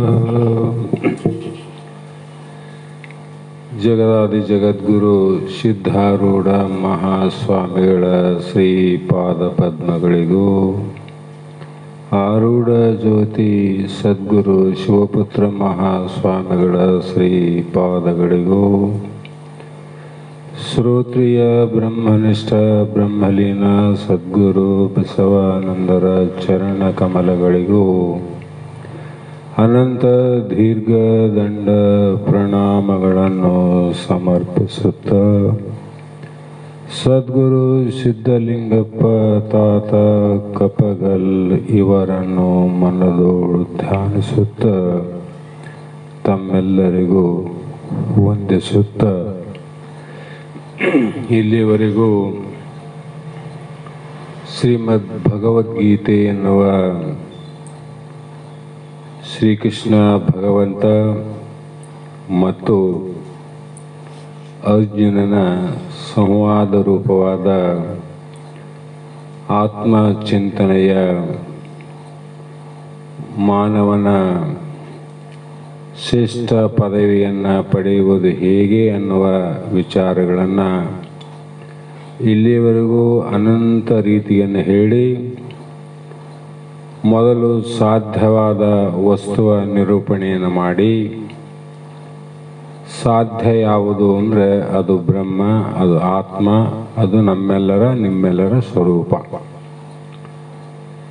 ನಾವೆಲ್ಲರೂ ಪರಮಾತ್ಮನ ಸ್ವರೂಪಗಳಾಗಿ ಅನಾತ್ಮವಾದಂಥ ದೇಹದ ಮೇಲೆ ಮೋಹವನ್ನು ಇಟ್ಟುಕೊಂಡು ದುಃಖಕ್ಕೆ ಒಳಗಾದಂಥ ನಮ್ಮೆಲ್ಲರನ್ನು ಕುರಿತು ಶ್ರೀಕೃಷ್ಣ ಭಗವಂತ ನಿನ್ನ ಸ್ವರೂಪ ಸಾಕ್ಷಾತ್ಕಾರ ಆಗಿ ಆ ಶ್ರೇಷ್ಠವಾದ ಘನ ಪದವಿಯನ್ನು ಮುಟ್ಟಬೇಕಾಗಿದ್ದರೆ ಅದಕ್ಕೆ ಸಾಧನಾ ರೂಪ ಉಪಾಯಗಳನ್ನು ಹಲವು ರೀತಿ ಹೇಳ್ತಾ ಬಂದಿದ್ದು, ನಾವು ಯಾಕೆ ಇದನ್ನು ಕೇಳಬೇಕು ಅಂದರೆ ಎಲ್ಲಿವರೆಗೂ ಈ ಒಂದು ಸಾಧನೆಗಳನ್ನು ಸಾಧಿಸಿ ಆ ಮೆಟ್ಟಿಲುಗಳನ್ನು ಹತ್ತಿ ನಾವು ಮುಟ್ಟಬೇಕಾದ ಗುರಿಯನ್ನು ಇಟ್ಟುಕೊಂಡು ಸ್ವರೂಪ ಸಾಕ್ಷಾತ್ಕಾರ ಆದಾಗ ಮಾತ್ರ ಈ ಮನುಷ್ಯ ಕುಲದ ಜನನದ ಲಾಭ ಆಗ್ತದೆ. ಇಲ್ಲಾಂದರೆ ಏನಾಗ್ತದೆ ಅಂದರೆ ಮನುಷ್ಯ ಕುಲದ ಜನನದ ನಷ್ಟ ಆಗ್ತದೆ. ಲಾಭ ಎಲ್ಲಿ ಅದ ಅಲ್ಲಿ ಸಂತೋಷ ನೋಡ್ರಿ. ನಷ್ಟ ಇಲ್ಲದ ಅಲ್ಲಿ ಕಷ್ಟ. ಪ್ರಪಂಚದಲ್ಲಿ ನಾವು ಹೊರಗೆ ಹೋಗಿ ಒಂದು 100 ರೂಪಾಯಿ ಲಾಭ ಆದರೆ ಆ ಒಂದು 100 ರೂಪಾಯಿ ಎಷ್ಟು ನಮ್ಮ ಸಂತೋಷವನ್ನು ಕೊಡ್ತದಿಲ್ಲ. ಅದೇ 100 ರೂಪಾಯಿ ಕಳ್ಕೊಂಬಂದ್ರೆ ಅದು ನಮಗೆ ದುಃಖ ಕೊಡ್ತದ, ಕಷ್ಟ ಕೊಡ್ತದ. ಇಂಥ ಅನಿತ್ಯವಾದ ವಸ್ತುವಿನ ಲಾಭ ನಷ್ಟಗಳಲ್ಲಿ ಸುಖ ದುಃಖ ಆದಂದ್ರೆ ಶ್ರೇಷ್ಠವಾದ ಲಾಭನೂ ಇಲ್ಲ, ನಷ್ಟನೂ ಇಲ್ಲದೆ, ಕಷ್ಟ ಇಲ್ಲದೆ ಯಥಾರ್ಥವಾದ ಆನಂದ ಸ್ವರೂಪದ ಲಾಭವನ್ನು ಮಾಡಿಕೊಂಡಾಗ ಮನುಷ್ಯನಿಗೆ ಎಷ್ಟು ಸಂತೋಷ ಆಗ್ತದಂದರೆ ಅದಕ್ಕೆ ಸಂತೋಷ ಅನ್ನೋದಕ್ಕಿಂತ ಆನಂದ ಅನ್ನೋದಕ್ಕಿಂತ ಪರಮಾನಂದ ಅಂತ ಕರೆದರು ಮಹಾತ್ಮರು. ಆ ಆನಂದ ಯಾವಾಗ ಆಗ್ತದ ಆಮೇಲೆ ಆ ವ್ಯಕ್ತಿಯಲ್ಲಿ, ಆ ಪುರುಷನಲ್ಲಿ ದುಃಖ ಅನ್ನುವುದು ನಶಿಸಿ ಹೋಗ್ತದೆ, ನಾಶ ಆಗ್ತದೆ, ಮತ್ತೆಂದಿಗೂ ಮರುಕಳಿಸೋದು.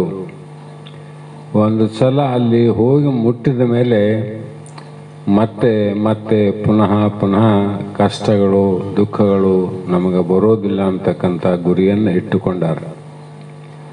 ಈ ಮನುಷ್ಯನಿಗೆ ಯಾಕೆ ಹೇಳಿದರು ಅಂತ ವಿಚಾರ ಮಾಡಿದ್ರೆ, ಜಂತುನಾಂ ನರಜನ್ಮ ದುರ್ಲಭ ಅಂತ ಶ್ರುತಿಗಳು ಹೇಳ್ತಾವ. ಮನುಷ್ಯನಲ್ಲಿ ಅಂತಹದ್ದು ಏನಾದಂತ ಶ್ರೇಷ್ಠ ಅಂದ್ರೆ ಏನಾದ ಇವನಲ್ಲಿ ಅಂತ. ಆನೆಯಲ್ಲಿದ್ದಂಥ ದೇಹ ಇಲ್ಲ, ಆನೆಗಿದ್ದಂಥ ಶಕ್ತಿ ಇಲ್ಲ, ಹಾವಿಗಿದ್ದಂಥ ಗುಣಗಳು ನಮ್ಮಲ್ಲಿಲ್ಲ, ಹುಲಿ ಕರಡಿಯಂತೆ ಶಕ್ತಿಯೂ ನಮ್ಮಲ್ಲಿಲ್ಲ. ಯಾವುದೇ ವಿಚಾರವನ್ನು ಮಾಡಿ ನೋಡಿದರೂ ಕೂಡ ಪ್ರಾಣಿಗಳಲ್ಲಿ ಪಕ್ಷಿಗಳಲ್ಲಿ ಇರುವಂಥ ಶಕ್ತಿ ಮಾನವನಲ್ಲಿಲ್ಲ. ಆಕಾಶದಲ್ಲಿ ರೆಕ್ಕೆಯಿಂದ ವಿಮಾನ ಹಾರಿದಂಗೆ ಪಕ್ಷಿ ಹಾರ್ತದಂದ್ರೆ ಆ ಪಕ್ಷಿ ಶಕ್ತಿ ಹೆಚ್ಚು, ಮಾನವಂದು ಹೆಚ್ಚು? ಪಕ್ಷಿದೇ ಹೆಚ್ಚು. ಆ ಹುಲಿ, ಸಿಂಹ, ಆನೆ ಅವುಗಳ ಶಕ್ತಿ ಹೆಚ್ಚು, ಮನುಷ್ಯಂದು ಹೆಚ್ಚು ಅಂದರೆ ಅವುಗಳ ಶಕ್ತಿನೇ ಬಹಳ ಹೆಚ್ಚು. ಎಲ್ಲ ರೀತಿಯಿಂದ ಸಾಮಾನ್ಯವಾಗಿ ವಿಚಾರ ಮಾಡಿದರೆ ಮಾನವನಿಗಿಂತ ಉಳಿದ ಪ್ರಾಣಿ ಪಕ್ಷಿಗಳಲ್ಲಿ ಅತ್ಯಂತ ಶಕ್ತಿಯುತವಾದಂಥ ಸಾಮರ್ಥ್ಯ ಉಂಟು. ಆದರೂ ಕೂಡ ಅವೆಲ್ಲಕ್ಕೂ ಶ್ರೇಷ್ಠ ಅಂತ ಹೇಳಿಲ್ಲ ಮಹಾತ್ಮರು. ಜಂತುನಾಂ ನರಜನ್ಮ ದುರ್ಲಭ. ಅಂಥದ್ದು ಏನದಪ್ಪ ಇವನಿಲ್ಲ ಅಂದರೆ, ಆ ಪ್ರಾಣಿಯಾದಂಥ ಆನೆ ಇರಬಹುದು, ಹುಲಿ ಇರಬಹುದು, ಚಿರತೆ ಇರಬಹುದು, ಹಾವಿರಬಹುದು, ಪಕ್ಷಿ ಇರಬಹುದು, ಪ್ರಾಣಿ ಇರಬಹುದು. ಈ ಮನುಷ್ಯನಿಗೆ ಮಾತ್ರ ಇಂಥ ಒಂದು ಅಲೌಕಿಕದಲ್ಲಿ ಪ್ರವೇಶ ಮಾಡುವಂಥ ಅಧಿಕಾರ ಮನುಷ್ಯನಿಗೆ ಮಾತ್ರ ಉಂಟು, ವಿನ ಯಾವ ಪ್ರಾಣಿಗಿಲ್ಲ, ಯಾವ ಪಕ್ಷಿಗಿಲ್ಲ. ಅವನೇನಾದರೂ ಮಾಡಿ ಶಾಸ್ತ್ರ ಕೇಳೋದಕ್ಕೆ, ಸತ್ಸಂಗ ಮಾಡೋದಕ್ಕೆ, ಗುರುವಿನ ಪಾದದಲ್ಲಿ ಬಂದು ಮುಟ್ಟೋದಕ್ಕೆ ಸಾಧ್ಯ ಆದೇನು? ಶಕ್ತಿ ಇರಬಹುದು, ಆದರೆ ಈ ಒಂದು ಮನುಷ್ಯನಲ್ಲಿ ಆ ಪರಮಾತ್ಮನನ್ನ, ಆ ಬ್ರಹ್ಮನನ್ನ, ಭಗವಂತನನ್ನ ಕಾಣುವಂಥ ಶಕ್ತಿ ಆದ. ಆಕಾಶದಲ್ಲಿ ಹಾರಾಡುವಂಥ ಶಕ್ತಿ ಇರಬಹುದು, ಮುಕ್ತಿಯನ್ನು ಪಡೆಯುವಂಥ ಶಕ್ತಿ ಅವು ಯಾವಕ್ಕಿಲ್ಲ. ಅದಕ್ಕಾಗಿ ಮಹಾತ್ಮರು ಹೇಳಿದರು, ಮಾನವ ಜನ್ಮ ಬಹಳ ಶ್ರೇಷ್ಠಪ. ಯಾಕಂದರೆ ಮಹಾತ್ಮರ ಶರಣರ ಸಂಘವನ್ನು ಮಾಡಿ ಅನಂತ ಜನ್ಮದ ಕರ್ಮದಿಂದ ಹುಟ್ಟಿದಂಥ ಈ ಶರೀರದ ಜನನ ಮರಣ ದುಃಖವನ್ನು ನಿವೃತ್ತಿ ಮಾಡಿಕೊಂಡು ಆನಂದವನ್ನು ಪ್ರಾಪ್ತಿ ಮಾಡಿಕೊಳ್ಳಲಿಕ್ಕೆ ಮನುಷ್ಯನಿಗೆ ಮಾತ್ರ ಸಾಧ್ಯ. ಆ ಉದ್ದೇಶವನ್ನು ಇಟ್ಟುಕೊಂಡೇ ಮಹಾತ್ಮ ಹೇಳಿದ್ದು ಇದು ದುರ್ಲಭ. ಇದು ದುರ್ಲಭ, ಎಲ್ಲರಿಗೂ ದುರ್ಲಭ. ಇದು ಮನುಷ್ಯರಿಗೆ ಮಾತ್ರ ಸರಳ ಅನ್ನುವಂಥ ರೀತಿಯಲ್ಲಿ ಹೇಳಿದ್ದು. ಹಾಗಾಗಿ ನಾವು ನೀವೆಲ್ಲರೂ ಸುಮಾರು ವರ್ಷಗಳಿಂದ ಇಂಥ ಒಂದು ಮನುಷ್ಯನಿಗೆ ಕೊಟ್ಟಂಥ ಅಭೂತಪೂರ್ವವಾದಂಥ ಜ್ಞಾನ ಏನದ, ಅರಿವೇನದ, ಆ ಅರಿವಿನಿಂದ ನಾವು ಗುರುವನ್ನು ಮುಟ್ಟಿ, ಆ ಗುರುವಿನಿಂದ ನಮ್ಮ ಗುರಿಯನ್ನು ಮುಟ್ಟಿ ನಾವು ಬಂಧನದಿಂದ ಏನಾಗಬೇಕಾಗಿದೆ, ಪಾರಾಗಬೇಕಾಗಿದೆ. ಎಲ್ಲೋ ಒಂದು ನ್ಯಾಯ ಇತ್ತು ಅಂತ ಇಟ್ಕೋರಿ. ನ್ಯಾಯ ಇದ್ದಾಗ ವಾದಿಗಳು ಅಂತಿರ್ತಾರೆ, ವಾದಿಗಳು ಪ್ರತಿವಾದಿಗಳು. ಇವರಿಬ್ಬರು ನೇರವಾಗಿ ನ್ಯಾಯಾಧೀಶರ ಮುಂದೆ ವಾದವನ್ನು ಮಾಡಲಿಕ್ಕೆ ಸಾಧ್ಯ ಇಲ್ಲ. ಅದಕ್ಕಾಗಿ ಅವರು ಒಬ್ಬ ವಕೀಲ ಕೊಡ್ತಾರೆ, ಇವರು ಒಬ್ಬರು ವಕೀಲ ಕೊಡ್ತಾರೆ. ಆ ನ್ಯಾಯಾಧೀಶರ ಮುಂದೆ ವಕೀಲರು ತಮ್ಮ ವಾದವನ್ನು ಮಂಡಿಸಿ ನ್ಯಾಯವನ್ನು ಪಡಿಬೇಕಾಗ್ಯದ. ಅದೇ ರೀತಿ ನೀವು ನೇರವಾಗಿ ನಾವು ನಮ್ಮ ನ್ಯಾಯವನ್ನು ಪಡಿಬೇಕಾಗಿದ್ರೆ ಸಾಧ್ಯ ಇಲ್ಲ. ಅದಕ್ಕೊಬ್ಬ ಸದ್ಗುರುನಾಥ ಬೇಕಾಗ್ಯದ. ಆತನ ಮುಂದೆ ನಮ್ಮ ವಾದವನ್ನು ಆತ ಸರಿಯಾಗಿ ಮಂಡಿಸಿ, ಇದು ಅನಿತ್ಯ ಅದ, ಇದು ನಿತ್ಯ ಅದ, ನೀ ನಿತ್ಯವನ್ನೇ ಅನಿತ್ಯ ಅಂತ ತಿಳ್ಕೊಂಡಿದ್ದಿ, ಅನಿತ್ಯವನ್ನು ನಿತ್ಯ ಅಂತ ನೀವು ವಾದ ಮಾಡ್ತಿದ್ದಿ, ಈ ವಾದ ತಪ್ಪಾದ ಅಂತ ಅನಂತ ಪ್ರಮಾಣಗಳನ್ನು, ಅನಂತ ಉಪಮಾನಗಳನ್ನು ಮಂಡಿಸಿ ನಮ್ಮನ್ನು ಜೈಲು ಶಿಕ್ಷೆಯಿಂದ ವಕೀಲರು ಪಾರು ಮಾಡಿದಂತೆ ಭವದುಃಖದಿಂದ ಸದ್ಗುರುನಾಥ ಏನು ಮಾಡ್ತಾನಂದರೆ ನಮ್ಮನ್ನು ಉದ್ಧಾರ ಮಾಡ್ತಾನೆ. ಅವೆಲ್ಲವೂ ನಮಗೆ ಪ್ರಾಪ್ತಿಯಾದದ್ದು ಪೂರ್ವಜನ್ಮದ ಎಷ್ಟೋ ಜನ್ಮದ ಪುಣ್ಯ ಅಂತ ನೀವು ಭಾವಿಸಬೇಕು. ನಾವಂತೂ ಅದೇ ಪ್ರಕಾರ ತಿಳ್ಕೊಂಡಿವಿ, ಇಲ್ಲಂತಲ್ಲ. ಹಾಗಾಗಿ ನೀವೆಲ್ಲರೂ ಈ ಜನ್ಮದ ಶ್ರೇಷ್ಠತೆಯನ್ನು ಅರಿತುಕೊಂಡು ಯಾಕೆ ಕೇಳಬೇಕ್ರಿ, ಯಾಕೆ ಮಾಡಬೇಕ್ರಿ ಅಂದರೆ, ನಿನ್ನ ಒಂದೇ ಅವಕಾಶ ಅಧಿಕಾರ ತಮ್ಮ. ಬೇರೆ ಜನ್ಮದಲ್ಲಿ ಹೋದರೆ ಅಧಿಕಾರ ಇಲ್ಲ, ಅವಕಾಶ ಇಲ್ಲ. ಆ ಕಾರಣಕ್ಕಾಗಿ ಸಿಕ್ಕ ಅವಕಾಶವನ್ನು ಸುಮ್ಮನೆ ಕಾಲವನ್ನು ಕಳೆದು ಸಾವುದುಚ್ಚುತ್ತೇವೆ ಅಂತ ಮಹಾತ್ಮ ಹೇಳಿದಂತೆ ಇದರ ಲಾಭವನ್ನು ಪಡೆದುಕೊಂಡು ನೀವು ನಮ್ಮ ಗುರಿಯನ್ನು ಮುಟ್ಟೋಣ ಅಂತಕ್ಕಂಥ ಮಾತನ್ನು ಹೇಳ್ತಾ, ನಾಳೆ ದಿನ ಬೆಳಗ್ಗೆ 6 ಗಂಟೆಗೆ ಸರಿಯಾಗಿ ಸದಾನಂದ ಮಹಾರಾಜರನ್ನು ನೋಡಲಿಕ್ಕೆ ಯಾರ್ಯಾರು ಬರೋರಿದ್ರಿ 6 ಗಂಟೆಗೆ ಸರಿಯಾಗಿ ಇಲ್ಲಿ ಬಂದರೆ ಬೇಗ ತಲುಪಿದರೆ ಮತ್ತೆ ನಾವು ಆದಷ್ಟು ಬೇಗ ವಾಪಸ್ ಬರಲಿಕ್ಕೆ ಅನುಕೂಲ ಆಗ್ತದೆ. ಮತ್ತು ಈಗಾಗಲೇ 12 ಜನ ಆಗ್ಯಾರಂತ ಸುದ್ದಿ ಕೇಳೀನಿ. ನಾಳೆ ದಿನ ಖೇಮ್ಲಾಪುರದವರು ಕೂಡ ಅಲ್ಲಿಗೆ ಬರೋರಾರ, ನಾವಿಲ್ಲಿದ್ದ ಹೋಗ್ತೀವಿ.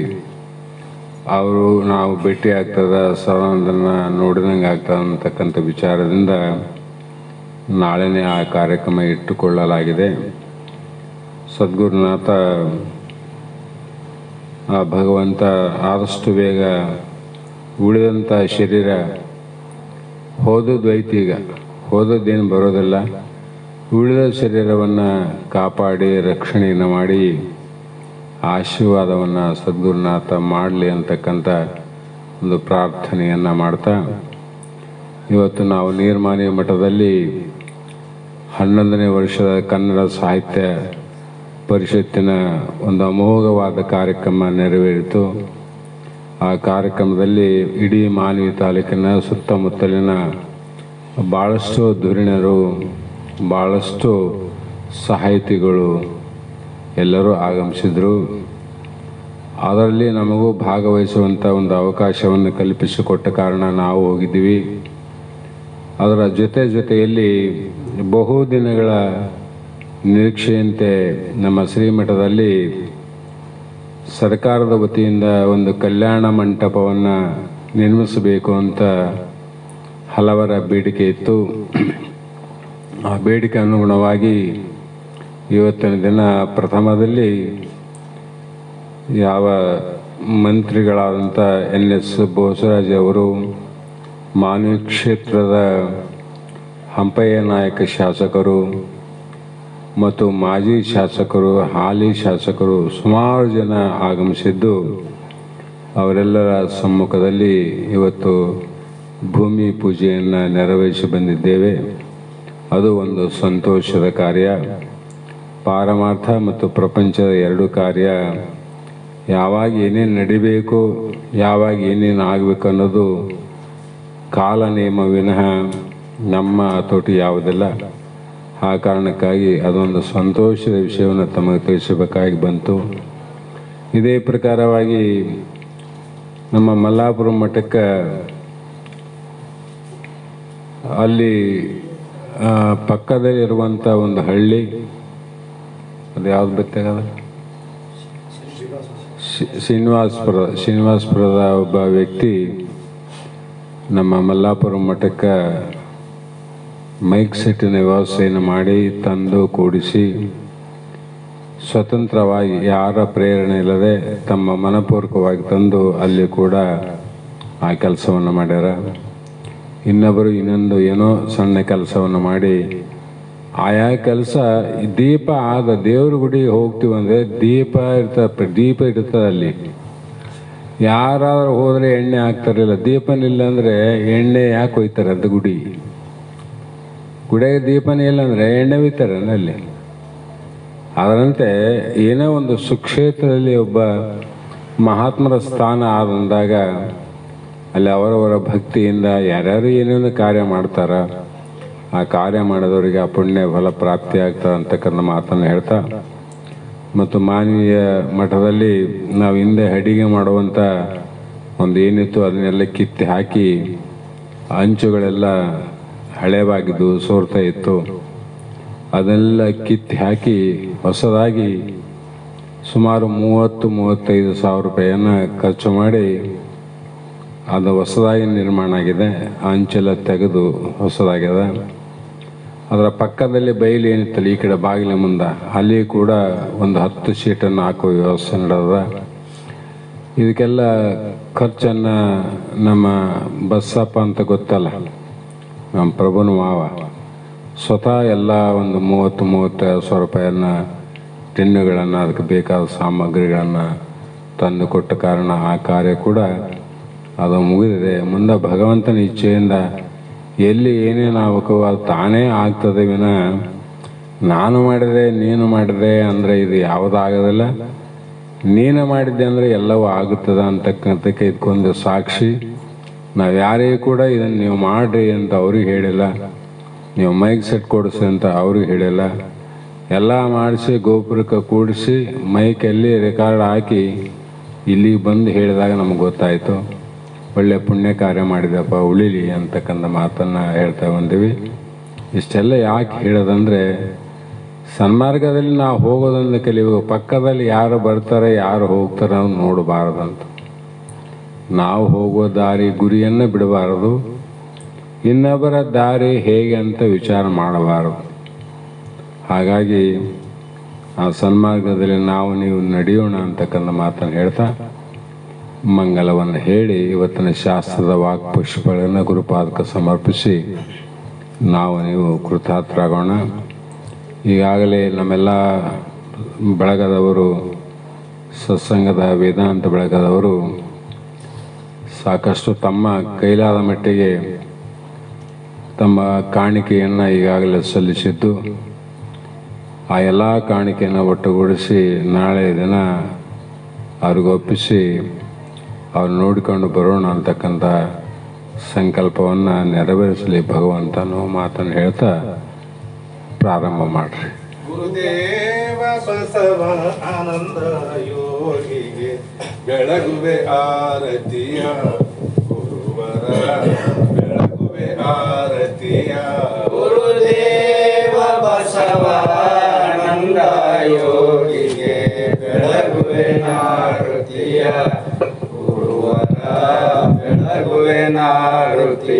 ಪರಿಪಕ್ವ ಹೃದಯರಿಗೆ ನಿಜ ಗುಣ ಬೋಧೆಯ ಮರ್ಮವ ತಿಳಿಸಿರುವೆ, ಗುರುವರ ಮರ್ಮವ ತಿಳಿಸಿರುವೆ. ಕರ್ಣಾದಿ ಗುಣಕ್ಕೆಲ್ಲ ನೀನೆ ಸಾಕ್ಷಿ ಎಂದು ಭಾವವನರು ಇದಗೆ, ಗುರುವರ ಭಾವವನರು ಇದಗೆ. ಗುರುದೇವ ಬಸವಾನಂದ ಯೋಗಿಗೆ ಬೆಳಗುವೆ ನಾರುತಿಯ, ಗುರುವರ ಬೆಳಗುವೆ ನಾರುತಿಯ. ಲೌಕಿಕ ಪಾರಮಾರ್ಥವೆರಡನು ಮಾಡದೆ ಕೂಡಿ ನಡೆಸಿರುವೆ, ಗುರುವರ ಕೂಡಿ ನಡೆಸಿರುವೆ. ಮಾರಾಮಾರ್ದನ ಶಂಭೋಲಿಂಗವನೊಲಸಿ ಗಂಭೀರದಿ ಸುಖಿಸಿರುವೆ, ಗುರುವರ ಗಂಭೀರದಿ ಸುಖಿಸಿರುವೆ ಗುರುದೇವ ಬಸವಾನಂದ ಯೋಗಿಗೆ ಬೆಳಗುವಿನಾರುತಿಯ ಗುರುವರ ಬೆಳಗುವಿನಾರುತಿಯ ಸಂಸಾರದೊಳಗೆ ಬಳಲುವ ನರರಿಗೆ ಈ ಭವದಿಂದ ತಾರಿಸಿದೆ ಗುರುವರ ಈ ಭವದಿಂದ ತಾರಿಸಿದೆ ಭವಮಾಲೆಗೊಳಗದೆ ಎಂಬ ಭ್ರಮೆಯನು ನೀನು ಬಿಡಿಸಿರುವೆ ಗುರುವರ ನೀನು ಬಿಡಿಸಿರುವೆ ಗುರುದೇವ ಬಸವ ಆನಂದ ಯೋಗಿಗೆ ಬೆಳಗುವೆ ಆರತಿಯ ಗುರುವರ ಬೆಳಗುವೆ ಆರತಿಯ ಹರ ಓಂ ಚೈತನ್ಯಂ ಶಾಶ್ವತಂ ಶಾಂತಂ ವ್ಯೋಮಾತೀತಂ ನಿರಂಜನಂ ನಾದಬಿಂದು ಕಲಾ ತಸ್ಮೈ ಶ್ರೀ ಗುರವೇ ನಮಃ ಶ್ರೀಮದ್ ಜಗದ್ಗುರು ಸಿದ್ಧಾರೂಢ ಮಹಾರಾಜ್ ಕಿ ಶ್ರೀ ಸದ್ಗುರು ಶಿವಪುತ್ರ ಸ್ವಾಮಿ ಮಹಾರಾಜ್ ಕಿ ಶ್ರೀ ಸದ್ಗುರು ಬಸವಾನಂದ ಸ್ವಾಮಿ ಮಹಾರಾಜ್ ಕಿ ಶ್ರೀ ಸದ್ಗುರು ಅನಿಲ್ ಮಹಾರಾಜ್ ಕಿ ಸಕಲ ಸಾಧು ಸಂತ